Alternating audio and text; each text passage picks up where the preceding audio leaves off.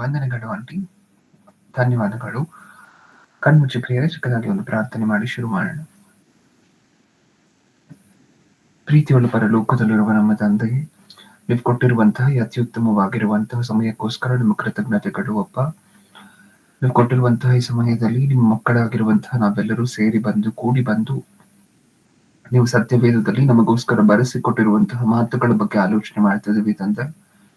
ಹೇಳ್ತಿರುವಂತಹ ನನಗೆ ಪರಿಶುದ್ಧಾತ್ಮರ ಸಹಾಯವನ್ನು, ಕೇಳ್ತಿರುವಂತಹ ನಿಮ್ಮ ಮಕ್ಕಳಿಗೆ ಅದನ್ನು ಅಂಗೀಕರಿಸಲಿಕ್ಕೆ ಬೇಕಾಗಿರುವಂತಹ ವಿವೇಕವನ್ನು, ಸಾತ್ವಿಕತೆಯನ್ನು ದಯಪಾಲಿಸಿ. ನನ್ನ ಪ್ರಾರ್ಥನೆ ಯೇಸು ಕ್ರಿಸ್ತರ ನಾಮದಲ್ಲಿ ಸಮರ್ಪಿಸಿ ಬೇಡಿಕೊಳ್ಳುತ್ತಿದ್ದೇನೆ ಪರಲೋಕದಲ್ಲಿರುವ ನಮ್ಮ ತಂದೆಗೆ, ಆಮೆನ್. ಪ್ರಿಯರಾದ ದೇವ ಜನರೇ, ಇವತ್ತು ನಾವು ಆಲೋಚನೆ ಮಾಡ್ತಿರುವಂತಹ ಅಂಶದ ಹೆಸರು ಕ್ರಿಸ್ತನನ್ನು ಸ್ಫೂರ್ತಿಯಾಗಿಸಿಕೊಳ್ಳದ ಕ್ರೈಸ್ತರು. ಅಂಶದ ಹೆಸರನ್ನ ಇನ್ನೊಂದ್ಸಾರಿ ಹೇಳ್ತಿದ್ದೇನೆ. ಇವತ್ತು ನಾವು ಆಲೋಚನೆ ಮಾಡ್ತಿರುವಂತಹ ಅಂಶದ ಹೆಸರು ಕ್ರಿಸ್ತನನ್ನು ಸ್ಫೂರ್ತಿಯಾಗಿಸಿಕೊಳ್ಳದ ಕ್ರೈಸ್ತರು. ಓಕೆ, ಇಷ್ಟಕ್ಕೂ ಈ ಅಂಶವನ್ನು ಏನಕ್ಕೋಸ್ಕರ ಆಲೋಚನೆ ಮಾಡ್ತಿದ್ದೀವಿ ಅಂತ ಹೇಳಿ ಕೇಳಿದ್ರೆ, ಕ್ರಿಸ್ತನನ್ನ ಬಹಳಷ್ಟು ಜನ ನಮ್ಮಲ್ಲೇ ಅಂದ್ರೆ ಕ್ರೈಸ್ತರ ಸಮಾಜದಲ್ಲೇ ಸ್ಫೂರ್ತಿಯಾಗಿ ತಗೊಳ್ತಿದೀವ ಅನ್ನುವಂತಹದನ್ನ ಪರಿಶೋಧನೆ ಮಾಡ್ಕೊಳ್ಲಿಕ್ಕೋಸ್ಕರ ಈ ಅಂಶವನ್ನ ಆಲೋಚನೆ ಮಾಡಿ ನೋಡ್ತಾ ಇದ್ದೇವೆ.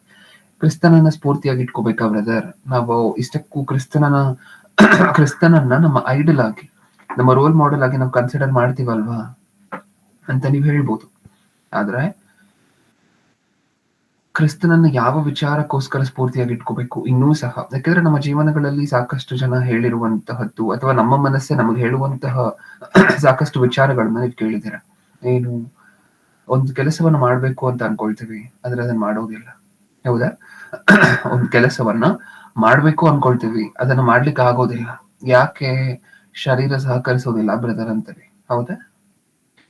ಸತ್ಯವೇದ ಓದ್ಬೇಕು ಅಂತ ಅನ್ಕೊಳ್ತೀವಿ, ಓದ್ಲಿಕ್ಕೆ ಮನಸ್ಸೇ ಬರೋದಿಲ್ಲ, ಶರೀರ ಸಹಕರಿಸೋದಿಲ್ಲ ಅಂತೀವಿ. ಕೊನೆಗೆ ಸತ್ಯವೇದ ಓದ್ಬೇಕು ಅಂತ ಅನ್ಕೊಳ್ತೀವಿ, ನಿದ್ರೆ ಬರುತ್ತೆ. ಅಥವಾ ಸುಳ್ಳನ್ನ ಹೇಳ್ಬಾರ್ದು ಅಂತ ಒಬ್ಬ ವ್ಯಕ್ತಿ ಅವತ್ತು ತಾನೇ ತೀರ್ಮಾನ ತಗೊಂಡಿರ್ತಾನೆ, ನೆಕ್ಸ್ಟ್ ದಿನ ಇನ್ನೊಂದು ಸುಳ್ಳನ್ನ ಹೇಳಿರ್ತಾನೆ. ಹೌದಾ? ಪಾಪ ಮಾಡ್ಬಾರ್ದು ಅಂತ ಅನ್ಕೋತಾನೆ, ಇಷ್ಟ ದಿನ ನಾನು ಮಾಡ್ತಿರುವಂತಹ ಪಾಪವನ್ನ ಬಿಟ್ಬಿಡ್ಬೇಕು ಅಂತ ಅನ್ಕೋತಾನೆ, ಆದ್ರೆ ಮತ್ತೆ ಅದೇ ತಪ್ಪನ್ನ ಮಾಡಿರ್ತಾನೆ. ನಿಜಾನ? ಮದ್ಯಪಾನ ಮಾಡುವಂತವನು ಬೆಳಿಗ್ಗೆ ಅನ್ಕೋತಾನೆ ಏನಂತ, ಇನ್ನ ನನ್ನ ರಾತ್ರಿ ಇಷ್ಟೆಲ್ಲ ಗಲಾಟೆ ಆಗಿದೆ ನಾನು ಮದ್ಯಪಾನ ಮಾಡೋದ್ರಿಂದ ಅಂತ ಹೇಳಿದ್ರೆ ಇನ್ ಮುಂದೆ ನಾನು ಮದ್ಯಪಾನ ಮಾಡೋದಿಲ್ಲ ಅನ್ನುವಂತಹ ಆಲೋಚನೆಯನ್ನ ಮಾಡಿ ಮತ್ತೆ ರಾತ್ರಿ ಏನಾಗುತ್ತೆ, ಮತ್ತೆ ಮದ್ಯಪಾನ. ಅಂದ್ರೆ ಒಂದು ವಿಚಾರ, ಒಂದು ತಪ್ಪಾದ ಕೆಲಸವನ್ನ ಮಾಡಬಾರ್ದು ಅಂತ ಹೇಳಿ ಅನ್ಕೋತಾನೆ ಒಬ್ಬ ವ್ಯಕ್ತಿ. ಹೌದಾ? ಆ ನಿರ್ಣಯವನ್ನ ತಗೊಂಡ ನಂತರ ಮತ್ತೆ ಅದನ್ನೇ ಮಾಡ್ತಾನ. ಅಂದ್ರೆ ಈ ವ್ಯಕ್ತಿ ಏನ್ ಮಾಡ್ಕೊಳ್ತಿಲ್ಲ, ತನ್ನ ಮನಸ್ಸನ್ನ ತನ್ನ ಹತ್ತು ಬಸ್ತಿನಲ್ಲಿ ಇಟ್ಕೊಳ್ತಿಲ್ಲ. ಹೌದಾ? ನಿಜಾನ? ಇದಲ್ವಾ ಆಗ್ತಿರುವಂತಹದ್ದು? ಇನ್ ಮುಂದೆ ನಾನು ಸ್ಮೋಕ್ ಮಾಡೋದಿಲ್ಲ, ಇನ್ ಮುಂದೆ ನಾನು ಡ್ರಿಂಕ್ಸ್ ಮಾಡೋದಿಲ್ಲ, ಇನ್ ಮುಂದೆ ನಾನು ಸುಳ್ಳು ಹೇಳೋದಿಲ್ಲ, ಇನ್ ಮುಂದೆ ಯಾರಿಗೂ ಮೋಸ ಮಾಡೋದಿಲ್ಲ ಅಂತ ಅನ್ಕೊಳ್ತೇವೆ. ಮತ್ತೆ ಈ ನಿರ್ಣಯವನ್ನ ದೇವ್ರ ಮುಂದೆನೂ ಹೇಳ್ಕೊಂಡಿರ್ತೀವಿ. ಏನಂತ? ತಂದೆ, ಇನ್ ಮುಂದೆ ನಾನು ಯಾವತ್ತೂ ಮಾಡೋದಿಲ್ಲ, ಇದೊಂದ್ಸರಿ ಮಾಡಿದ್ದೀನಿ, ನನ್ನ ಕ್ಷಮಿಸ್ಬಿಡು. ದೇವ್ರು ಸಹ ನನ್ನ ಮಗ ಅಲ್ವಾ, ನನ್ನ ಪ್ರೀತಿಯ ಮಗ ಅಲ್ವಾ ಅಂತ ಹೇಳಿ ಕ್ಷಮಿಸ್ತಾರೆ ಅಂತ ಅನ್ಕೊಳ್ಳಿ. ಮತ್ತೆ ಇನ್ಯಾವತ್ತು ಮಾಡೋದಿಲ್ವಾ ನಾವು ಅದನ್ನ? ಮತ್ತೆ ಮತ್ತೆ ಮಾಡ್ತೀವ? ಇದೇ ಅಲ್ವಾ ಮನುಷ್ಯರ ಮಧ್ಯದಲ್ಲಿ ನಡೀತಿರುವಂತಹದ್ದು. ದೇವರ ಹತ್ರ ಹೇಳುವಂತಹದ್ದು ಮತ್ತೆ ಅದನ್ನ ಮುರಿಯುವಂತಹದ್ದು.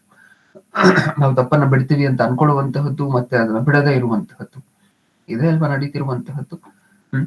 ಒಂದು ಒಳ್ಳೆ ವಿಚಾರವನ್ನ ಮಾಡ್ತೀವಿ ಅಂತ ಹೇಳಿ ಅನ್ಕೊಳ್ಳುವಂತಹದ್ದು ಮತ್ತೆ ಅದನ್ನ ಮಾಡ್ಲಿಕ್ಕೆ ಆಗದೇ ಇರುವಂತಹದ್ದು. ಹೌದಲ್ವಾ? ಒಂದ್ಸರಿ ನೀವು ಯೋಚನೆ ಮಾಡಿ ನೋಡಿ. ಹಾಗಾದ್ರೆ ಇದನ್ನ ಎಷ್ಟು ಚೆನ್ನಾಗಿ ಮನುಷ್ಯರಾಗಿ ನಾವೆಲ್ಲರೂ ಸಹ ನಾವು ಹೇಳಿರುವಂತ ಹೇಳಿಕೆಯನ್ನೇ ಮುರಿದು ಮುಂದೆ ಹೋಗ್ತಿದೀವಿ ಅಂತ ಹೇಳಿ. ನಾವು ಒಳ್ಳೆ ಕೆಲಸವನ್ನು ಮಾಡ್ತೀವಿ ಅಂತ ಅನ್ಕೊಳ್ತೀವಿ, ಇನ್ ಮುಂದೆ ತಂದೆ ಪ್ರತಿದಿನ ಮಿಸ್ ಮಾಡದೆ ಪ್ರಾರ್ಥನೆ ಮಾಡ್ತೀವಿ, ಏನೇ ಆದ್ರೂ ಪರವಾಗಿಲ್ಲ, ಏನೇ ಹೋದ್ರೂ ಪರವಾಗಿಲ್ಲ, ಪ್ರತಿದಿನ ಸತ್ಯವೇದ ಓದ್ತೀನಿ, ಹಿಂಗೆ ಅಲ್ವಾ? ಓಕೆ, ಅದಾದ ನಂತರ 2 ದಿನಕ್ಕೆ ಬ್ರೇಕು, ಮತ್ತೆ ಗ್ಯಾಪ್. ಹೌದಾ? ಅನ್ಕೊಂಡಿರುವಂತ ಒಳ್ಳೆ ಕೆಲಸವನ್ನ ಮಾಡ್ತಿಲ್ಲ, ಕೆಟ್ಟ ಕೆಲಸವನ್ನು ಮಾಡಬಾರ್ದು ಅಂತ ಅನ್ಕೊಂಡು ಮತ್ತೆ ಮತ್ತೆ ಮತ್ತೆ ಅದನ್ನೇ ಮಾಡ್ತಿದ್ದೇವೆ. ಅಂದ್ರೆ ನಾವು ಒಂದು ಒಳ್ಳೆ ವಿಚಾರ, ಒಂದು ಒಳ್ಳೆ ನಿರ್ಣಯವನ್ನ ತಗೊಂಡ್ರೆ ಅದನ್ನ ಮಾಡ್ಲಿಕ್ಕೆ ಆಗ್ತಿಲ್ಲ, ಮತ್ತೆ ಸೋತ್ ಹೋಗ್ತಿದೀವಿ ಆ ವಿಚಾರದಲ್ಲಿ, ಬಿಟ್ಬಿಡ್ತಿದೀವಿ ನಮ್ಮ ಸ್ಪಿರಿಟ್ ಅನ್ನ. ನಿಜನ? ಇದೇ ಅಲ್ವಾ ಆಗ್ತಿರುವಂತಹದ್ದು ನಾರ್ಮಲ್ ಆಗಿ.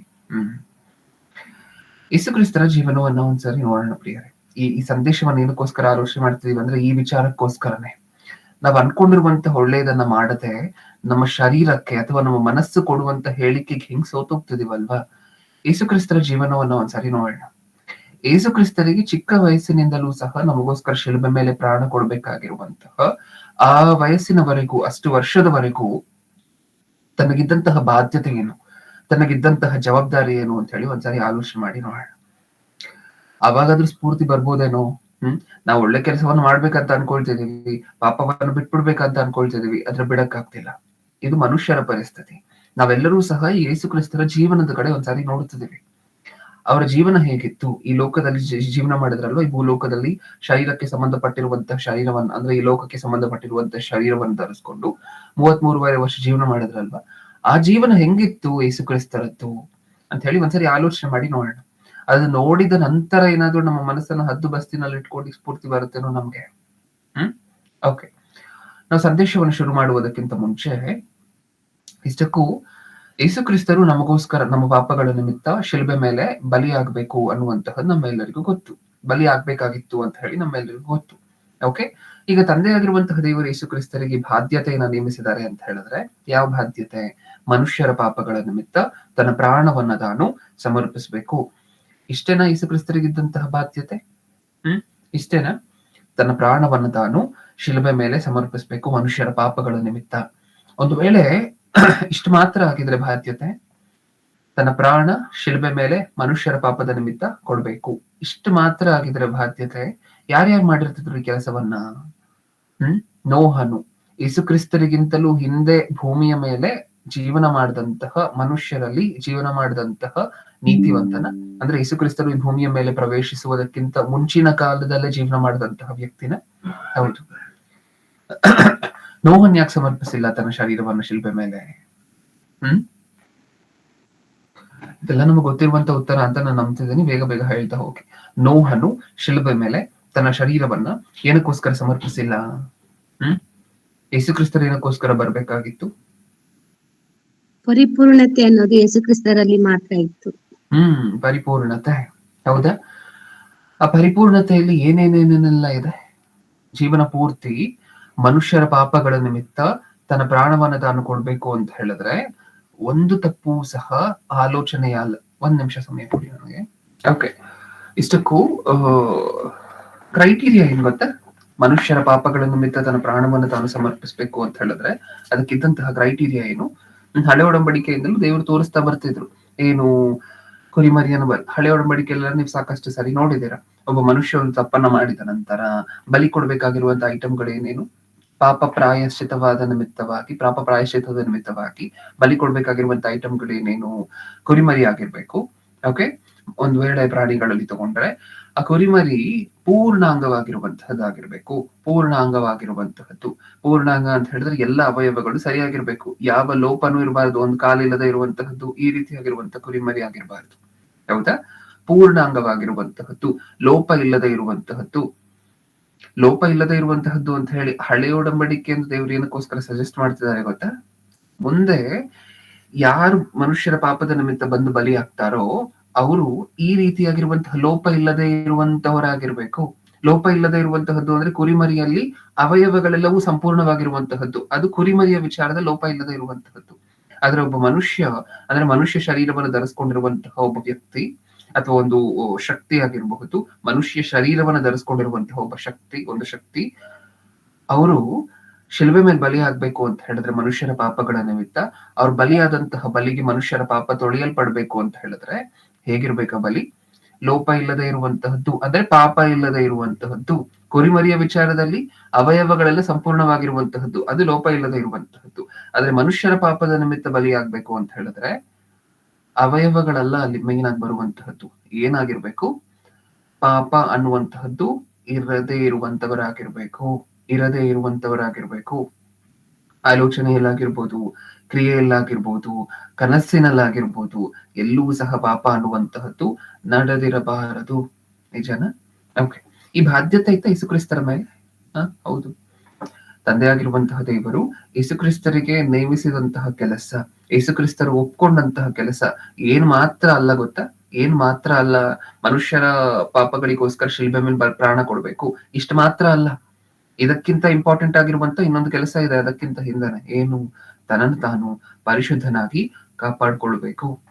ಶಿಲುಬೆ ಮೇಲೆ ಪ್ರಾಣ ಕೊಡುವಂತ ಆ ಸನ್ನಿವೇಶದವರೆಗೂ, ಕೊನೆಯವರೆಗೂ ಸಹ ತನ್ನನ್ನು ತಾನು ಒಂದೇ ಒಂದು ತಪ್ಪಿಲ್ಲದೆ, ಚಿಕ್ಕ ತಪ್ಪು ದೊಡ್ಡ ತಪ್ಪು ಅಂತ ನಾವು ಕರಿತೀವಲ್ವಾ, ಈ ಚಿಕ್ಕ ತಪ್ಪು ಬ್ರದರ್, ಇದು ದೊಡ್ಡ ತಪ್ಪು ಬ್ರದರ್ ಅಂತ. ಚಿಕ್ಕ ತಪ್ಪಾಗಿರ್ಬೋದು, ದೊಡ್ಡ ತಪ್ಪಾಗಿರ್ಬೋದು, ಆಲೋಚನೆಯಲ್ಲಾಗಿರ್ಬೋದು, ಕ್ರಿಯೆಯಲ್ಲಾಗಿರ್ಬೋದು, ಊಹೆಯಲ್ಲಾಗಿರ್ಬೋದು, ಯಾವುದರಲ್ಲೂ ಸಹ ಒಂದೇ ಒಂದು ಚಿಕ್ಕ ತಪ್ಪು ಸಹ ಮಾಡೋ ಹಂಗೆ ಇಲ್ಲ. ಇದು ಯೇಸು ಕ್ರಿಸ್ತರಿಗೆ ಕೊಟ್ಟಂತಹ ಟಾಸ್ಕ್. ಶಿಲ್ಬೆ ಮೇಲೆ ಬಲಿ, ನಮಗೋಸ್ಕರ ಯೇಸು ಕ್ರಿಸ್ತರ ಶಿಲ್ಬೆ ಮೇಲೆ ನಮ್ಮ ಪಾಪಗಳ ನಿಮಿತ್ತ ಬಲಿಯಾಗಿರುವಂತಹದ್ದು ದೊಡ್ಡ ತ್ಯಾಗ ಅಂತ ನಮ್ಗೆ ಅನ್ಸಿದ್ರೆ, ಅದಕ್ಕಿಂತ ಇನ್ನೂ ದೊಡ್ಡ ತ್ಯಾಗ ಅಂತ ಹೇಳಿ ನಮಗೆ ಸತ್ಯಕ್ಕೆ ಏನ್ ಅನ್ಸುತ್ತೆ ಗೊತ್ತಾ? ಶಿಲುಬೆ ಮೇಲೆ ಪ್ರಾಣ ಕೊಡುವುದಕ್ಕಿಂತ ಮುಂಚೆ ಮಾಡಿದ್ರಲ್ವಾ ಯೇಸು ಕ್ರಿಸ್ತರು, ತನ್ನ ಶರೀರವನ್ನ ನಮಗೋಸ್ಕರ ಕಾಪಾಡ್ಕೊಂಡ್ರಲ್ವಾ, ಒಂದು ತಪ್ಪು ಮಾಡದಂತೆ. ಅದು ಅತ್ಯಂತ ದೊಡ್ಡ ತ್ಯಾಗ ಅಂತ ಹೇಳಿ ಕರಿಬಹುದು. ಯಾಕೆ? ಶಿಲುಬೆ ಮೇಲೆ ಬಲಿ ಕೊಟ್ಟಂತಹದ್ದು, ನಮಗೋಸ್ಕರ ಯೇಸು ಕ್ರಿಸ್ತರ ಶಿಲುಬೆ ಮೇಲೆ ಬಲಿ ಆದಂತಹದ್ದು, ಅದಾಗ್ಬೇಕು ಅಂದ್ರೆ ಇದಾಗ್ಬೇಕು. ಯಾವುದು? ತನ್ನನ್ನು ತಾನು ಪರಿಶುದ್ಧನಾಗಿ ಕಾಪಾಡ್ಕೋಬೇಕು. ನಿಜನಾ? ಇದಾದ್ಮೇಲೆ ಅದು, ಇದಾದ್ರೇನೆ ಅದು, ಇದು ಸಕ್ಸಸ್ ಆದ್ರೆ ಮಾತ್ರ ಅದು ಶಿಲ್ಬೆ ಮೇಲೆ ಪ್ರಾಣ ಕೊಡುವಂತಹದ್ದು. ಯಾವ್ದು ಸಕ್ಸಸ್ ಆಗ್ಬೇಕು? ಫಸ್ಟ್ ತನ್ನನ್ನು ತಾನು ಪರಿಶುದ್ಧನಾಗಿ ಕಾಪಾಡ್ಕೊಬೇಕು. ಹುಟ್ಟಿದಂದಿನಿಂದ ಕೊನೆಯವರೆಗೂ, ಶಿಲ್ಬೆ ಮೇಲೆ ಪ್ರಾಣ ಬಿಡುವವರೆಗೂ ಪರಿಶುದ್ಧನಾಗಿ, ನಾವಾಗ್ಲೇ ಮಾತಾಡ್ಕೊಂಡಿದೀವಲ್ವಾ, ಒಂದೂ ತಪ್ಪಿಲ್ಲದಂತೆ, ಯೋಚನೆಯಲ್ಲೂ ಪಾಪ ಮಾಡದಂತೆ ಕಾಪಾಡ್ಕೋಬೇಕು. ಈಗ ನಮ್ಮ ವಿಚಾರಕ್ಕೆ ಬರೋಣ. ಸುಲಭನ ಕಷ್ಟನ? ತನ್ನನ್ನ ತಾನು ಪಾಪ ಇಲ್ಲದೆ 33.5 ವರ್ಷಗಳು, ಯೇಸು ಕ್ರಿಸ್ತರಿಗೆ 100 ವರ್ಷ ಕೊಟ್ಟಿದ್ರು, ಅದನ್ನೇ ಮಾಡ್ತಿದ್ರು. ಪಾಪ ಇಲ್ಲದಂತೆ ತನ್ನನ್ನು ತಾನು ಕಾಪಾಡ್ಕೊಳ್ತಿದ್ರು, ಅದು ಬೇರೆ ವಿಚಾರ. ಆದ್ರೆ ಸದ್ಯಕ್ಕೆ ನೀವ್ ಹೇಳಿ, 33.5 ವರ್ಷಗಳು ಒಂದೂ ಪಾಪ ಇಲ್ಲದೆ ಜೀವನ ನಡೆಸುವಂತಹದ್ದು ಸುಲಭದ ವಿಚಾರನ, ಕಷ್ಟದ ವಿಚಾರನ? ಕಷ್ಟದ ವಿಚಾರನ. ನಮ್ಗೆ ಅರ್ಥ ಆಗುವಂತಹ ಭಾಷೆಯಲ್ಲಿ ಹೇಳ್ಬೇಕು ಅಂತ ಹೇಳಿದ್ರೆ, ಇವತ್ತು ಅಥವಾ ನೀವ್ ಯಾವಾಗ ಫ್ರೀ ಇರ್ತಿರೋ ಅವಾಗ ಒಂದು ದಿನ ಚಾಲೆಂಜ್ ತಗೊಳ್ಳಿ. ಒಂದೇ ಒಂದು ದಿನ ಚಾಲೆಂಜ್. ಏನ ಚಾಲೆಂಜು? ಇವತ್ತು ಬೆಳಿಗ್ಗೆ 6 ಗಂಟೆಯಿಂದ ಮತ್ತೆ ನಾಳೆ ಬೆಳಿಗ್ಗೆ 6 ಗಂಟೆವರೆಗೂ ಒಂದೂ ತಪ್ಪು ಮಾಡೋದಿಲ್ಲ ನಾನು. ಆಲೋಚನೆಯಲ್ಲಾಗಿರ್ಬೋದು, ಊಹೆಯಲ್ಲಾಗಿರ್ಬೋದು, ಕ್ರಿಯೆಯಲ್ಲಾಗಿರ್ಬೋದು, ಒಂದೂ ಪಾಪ ಗೊತ್ತಿದ್ದು ಗೊತ್ತಿಲ್ಲದೆ ಹೆಂಗೂ ನಾನು ತಪ್ಪನ್ನೇ ಮಾಡೋದಿಲ್ಲ. ಒಂದೇ ದಿನ. ಎಷ್ಟು ಗಂಟೆಗಳು? 24 hours ಅಷ್ಟೇ. ಚಾಲೆಂಜ್ ತಗೊಳ್ಳೋಣ. ಎಷ್ಟ್ ಜನ ಚಾಲೆಂಜ್ ಅನ್ನ ಪೂರ್ತಿ ಮಾಡ್ತೀವಿ? ಗೊತ್ತಿಲ್ಲದೆ 1,000 ತಪ್ಪನ್ನ ಮಾಡಿರ್ತೀವಿ ಒಂದ್ ದಿನದಲ್ಲಿ. ನಿಜನ? ಗೊತ್ತಿಲ್ಲ. ಊಹೆಯಲ್ಲಿ ಎಷ್ಟು ಜನ ತಪ್ಪು ಮಾಡಿರ್ತೀವಿ, ಯೋಚನೆಯಲ್ಲಿ ಎಷ್ಟು ಜನ ತಪ್ಪು ಮಾಡಿರ್ತೀವಿ, ಇನ್ನೊಬ್ಬರ ಬಗ್ಗೆ ಕೆಟ್ಟದಾಗೋ ಅಥವಾ ಕೆಳ ಮಟ್ಟದಲ್ಲೋ ಎಷ್ಟು ಚೆನ್ನಾಗಿ ಆಲೋಚನೆ ಮಾಡಿರ್ತೀವಿ ಒಂದ್ ದಿನದಲ್ಲಿ. ನಿಜನ? ದ್ವೇಷ, ಕಲಹ, ಜಗಳ, ಕೆಟ್ಟ ಆಲೋಚನೆಗಳು, ನನಗೆ ಹಿಂಗ್ ಅನ್ಬಿಟ್ರ, ಅದು ಇದು, ಕೋಪ, ಎಷ್ಟು ತಪ್ಪು ಸಿಕ್ಕತ್ತೆ ಗೊತ್ತಾ ನಮಗೆ? ಬರೀ ಒಂದ್ ದಿನದಲ್ಲಿ ನಾನು ಹೇಳ್ತಿರುವಂತಹದ್ದು, ಜೀವನ ಪೂರ್ತಿ ಅಲ್ಲ, ಬರೀ ಒಂದೇ ಒಂದು ದಿನದಲ್ಲಿ 24 hours ಅಲ್ಲಿ ಎಷ್ಟು 1,000 ತಪ್ಪಾಗಿರುತ್ತೆ ಅಥವಾ ಎಷ್ಟು 100 ತಪ್ಪಾಗಿರುತ್ತೆ ಅಂತ ಹೇಳಿ ಒಂದ್ಸಾರಿ ಲಿಸ್ಟ್ ಮಾಡಿ ಇಟ್ಕೊಳ್ಳಿ. ನಿಮಗ್ ಗೊತ್ತಿದ್ದು ಆಗುವಂತಹದ್ದು ಇದೆಲ್ಲವೂ ಸಹ. ನಿಮಗ್ ಗೊತ್ತಿಲ್ಲದೆ ಇನ್ನು ಎಷ್ಟೊಂದ್ ಆಗೋಗಿರುತ್ತೆ.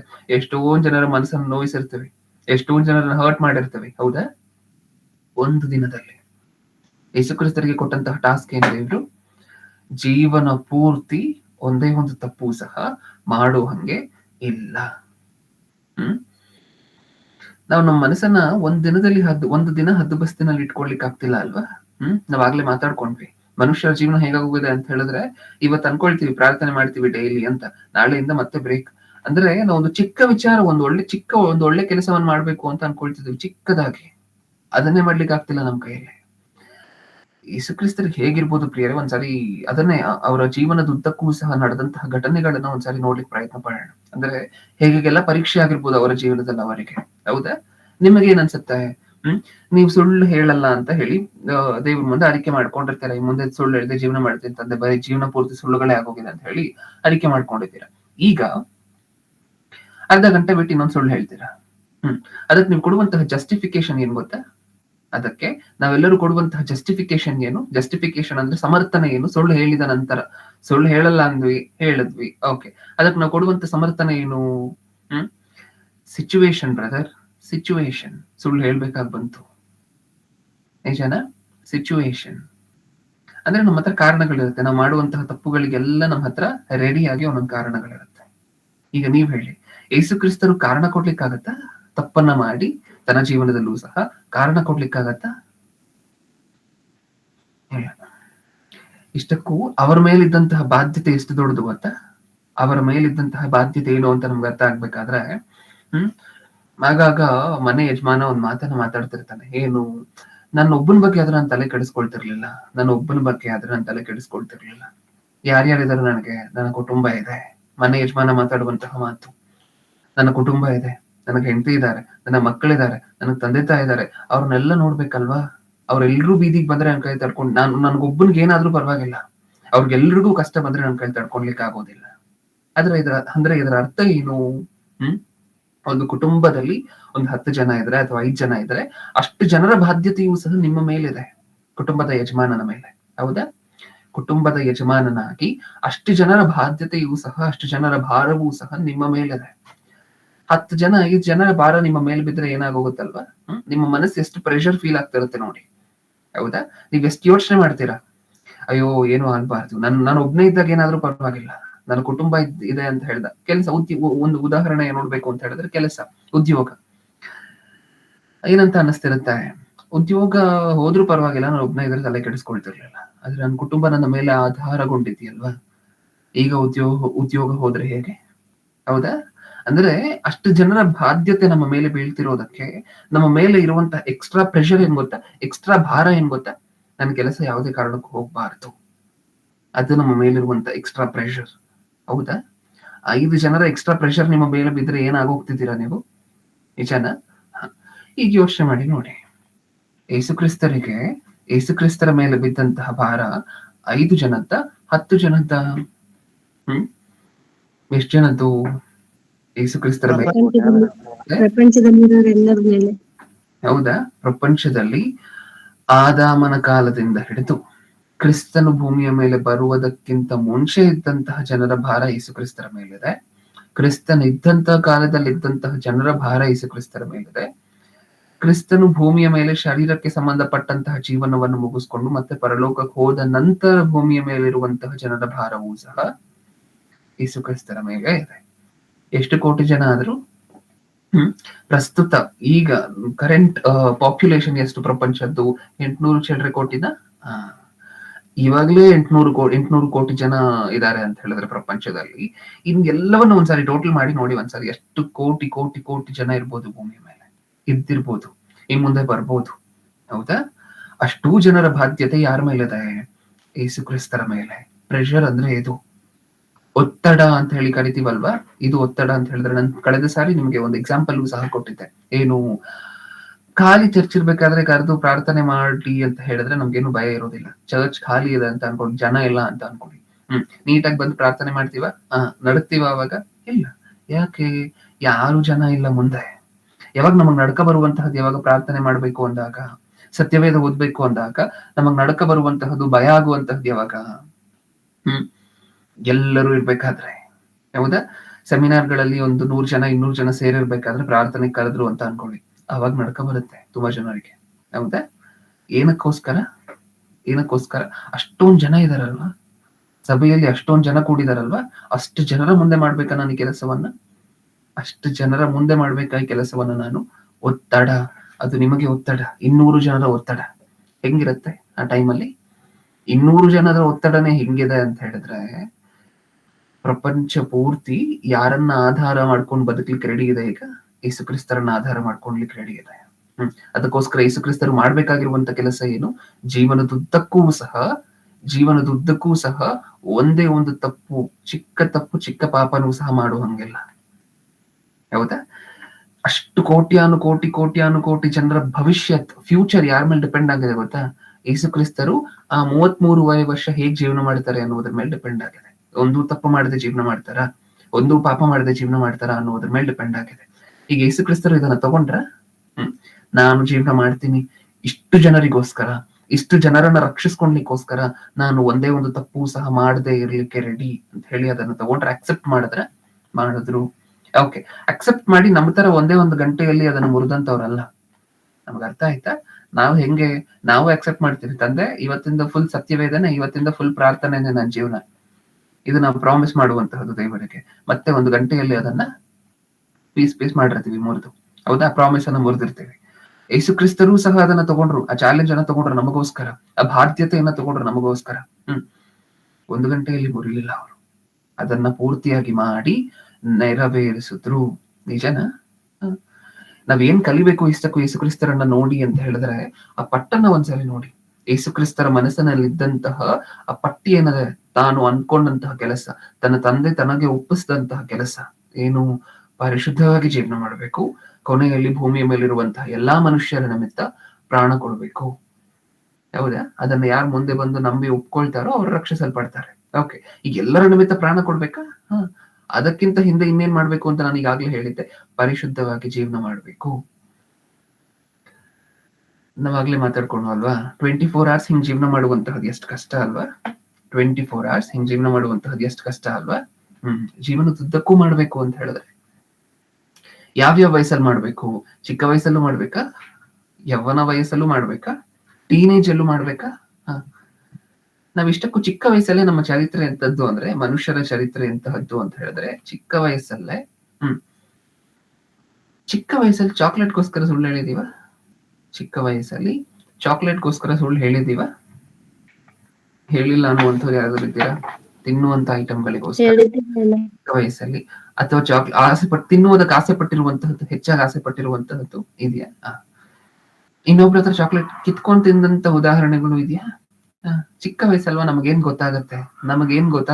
ನಾನು ಆಗ್ಲೇ ಹೇಳಿದೆ, ಇದು ನಮ್ಮ ದೃಷ್ಟಿಯಲ್ಲಿ ನಮ್ಮ ವಿಚಾರವಾಗಿ ದೇವರು ತಪ್ಪು ಅಂತ ಎಣಿಸೋದಿಲ್ವೇನೋ? ಇದನ್ನೂ ಸಹ ಯಾರು ಮಾಡೋ ಹಂಗಿಲ್ಲ. ಇದನ್ನೂ ಸಹ ಚಿಕ್ಕ ವಯಸ್ಸಲ್ಲೂ ಸಹ ಒಂದು ತಿಂಡಿ ಪದಾರ್ಥಕ್ಕಾಗಿರ್ಬೋದು, ರುಚಿಗಾಗಿರ್ಬೋದು, ಅಥವಾ ಆ ವಿಚಾರಕ್ಕೋಸ್ಕರ ಚಿಕ್ಕದಾಗಿ ಸುಳ್ಳು ಹೇಳುವಂತಹದ್ದಾಗಿರ್ಬೋದು, ಇದನ್ನೂ ಮಾಡುವಂತಹ ಚಾನ್ಸ್ ಯಾರಿಗಿರ್ಲಿಲ್ಲ? ಚಿಕ್ಕ ವಯಸ್ಸಲ್ಲೂ ಸಹ ಇದನ್ನ ಮಾಡುವಂತಹ ಚಾನ್ಸ್ ಯಾರಿಗಿರ್ಲಿಲ್ಲ? ಯೇಸು ಕ್ರಿಸ್ತರಿಗೆ. ಹೌದಾ? ಚಿಕ್ಕ ವಯಸ್ಸಲ್ಲೂ ಮಾಡುವಂಗಿಲ್ವಾ ಇದನ್ನ? ಇಲ್ಲ. ಆ ಎಳೆ ವಯಸ್ಸಿನಿಂದ ಹಿಡಿದು ಕೊನೆಯವರೆಗೂ ಹಿಂಗೆ ಜೀವನ ಮಾಡ್ಬೇಕು. ನಮ್ಮ ದೃಷ್ಟಿಯಲ್ಲಿ ಯಾವುದು ಪಾಪ ಅಲ್ಲ ಅಂತ ಹೇಳಿ ನಾವು ಬರ್ಕೊಳ್ತಿದೀವೋ, ಆ ಪಾಪ ಅಲ್ಲದೆ ಇರುವಂತಹದ್ದಕ್ಕೂ ಪಾಪ ಅಲ್ಲ ಅಂತ ನಾವ್ ಅನ್ಕೊಳ್ತಿದೀವಿ. ಆ ಸುಳ್ಳು ಹೇಳುವಂತಹದ್ದು, ಚಿಕ್ಕ ವಯಸ್ಸ ಚಾಕ್ಲೇಟ್ಗೋಸ್ಕರ, ಬಿಸ್ಕೆಟ್ಗೋಸ್ಕರ ತಿನ್ಲಿಕ್ಕೆ ಆಸೆ ಪಡುವಂತಹದ್ದು, ಇದನ್ನೂ ಸಹ ಮಾಡುವಂಗಿಲ್ಲ ಅವರ ಜೀವನದಲ್ಲಿ ಪೂರ್ತಿಯಾಗಿ. ಹೌದಾ? ಒಂದ್ಸರಿ ಸತ್ಯವೇದಲ್ಲಿರುವಂತಹ ಒಂದು ಮಾತನ್ನು ನೋಡೋಣ.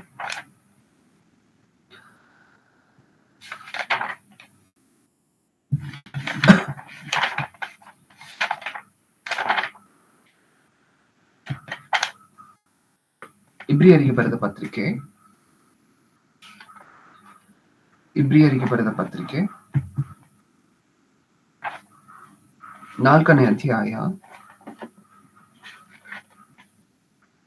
4ನೇ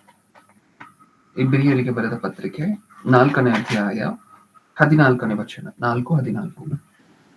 ಆಕಾಶ ಮಂಡಲಗಳನ್ನು ದಾಟಿ ಹೋದ ದೇವಕುಮಾರನಾದ ಯೇಸುವೆಂಬ ಶ್ರೇಷ್ಠ ಮಹಾಯಾಜಕನು ನಮಗಿರುವುದರಿಂದ ನಾವು ಮಾಡಿರುವ ಪ್ರತಿಜ್ಞೆಯನ್ನು ಬಿಡದೆ ಹಿಡಿಯೋಣ. ಯಾಕೆಂದರೆ ನಮಗಿರುವ ಮಹಾಯಾಜಕನು ನಮ್ಮ ನಿರ್ಭಾವಸ್ಥೆಯನ್ನು ಕುರಿತು ಅನುತಾಪವಿಲ್ಲದವನಲ್ಲ. ಆತನು ಸರ್ವ ವಿಷಯಗಳಲ್ಲಿ ನಮ್ಮ ಹಾಗೆ ಶೋಧನೆಗೆ ಗುರಿಯಾದನು, ಪಾಪ ಮಾತ್ರ ಮಾಡಲಿಲ್ಲ. ಏನ್ ಅರ್ಥ ಆಯ್ತು ನಮ್ಗೆ ಮಾತಿನಿಂದ? ದೇವರು ಸ್ಪಷ್ಟವಾಗಿ ಬರ್ಸಿದ್ದಾರೆ ಏನಂತ, ಯೇಸು ಕ್ರಿಸ್ತರು ಹೆಂಗ್ ಜೀವನ ಮಾಡಿದ್ರಂತೆ ಗೊತ್ತಾ? ಯೇಸು ಕ್ರಿಸ್ತರಿಗೆ ಕೊಟ್ಟಂತ ಶರೀರ ಎಂತದ್ದಂತೆ ಗೊತ್ತಾ? ಯಾಕಂದ್ರೆ ನಾವು ಅವಾಗೂನು ಸಹ ಬೈ ಮಿಸ್ಟೇಕ್ ಆಗೂ ಸಹ ಅಪಾರ್ಥ ಮಾಡ್ಕೊಳ್ಳೋ ಹಂಗಿಲ್ಲ. ಏನಂತ ಅಪಾರ್ಥ ಮಾಡ್ಕೊಳ್ತಾರೆ ತುಂಬಾ ಜನ, ಬ್ರದರ್ ಯೇಸು ಕ್ರಿಸ್ತರಿಗೆ ಕೊಟ್ಟಂತ ಶರೀರ ನಮಗೆ ಕೊಟ್ಟಂತ ಶರೀರ ಎರಡು ಒಂದೇ ಅಲ್ಲ ಬ್ರದರ್. ಅವ್ರಿಗೆ ಕೊಟ್ಟಂತ ಶರೀರ ಸ್ಪೆಷಲ್ ಆಗಿರುವಂತಹದ್ದು, ಅದಕ್ಕೆ ಅವ್ರು ಪಾಪ ಮಾಡಿಲ್ಲ. ನಿಜನಾ? ಅವ್ರು ಕೊಟ್ಟಂತ ಶರೀರ ಸ್ಪೆಷಲ್ ಆಗಿರುವಂತಹದ್ದ, ನಮ್ ತರದ್ದಲ್ವಾ? ಒಂದ್ಸರಿ ಓದಿ ನೋಡೋಣ ಈ ಮಾತನ್ನ. 14ನೇ ವಚನದಿಂದ, ಆಕಾಶ ಮಂಡಲಗಳನ್ನು ದಾಟಿ ಹೋದ ದೇವಕುಮಾರನಾದ ಯೇಸುವೆಂಬ ಶ್ರೇಷ್ಠ ಮಹಾಯಾಜಕನು ನಮಗಿರುವುದರಿಂದ ನಾವು ಮಾಡಿರುವ ಪ್ರತಿಜ್ಞೆಯನ್ನು ಬಿಡದೆ ಹಿಡಿಯೋಣ. 15ನೇ ವಚನ, ಯಾಕೆಂದರೆ ನಮಗಿರುವ ಮಹಾಯಾಜಕನು ನಮ್ಮ ನಿರ್ಬಲಾವಸ್ಥೆಯನ್ನು ಕುರಿತು, ನಮ್ಮ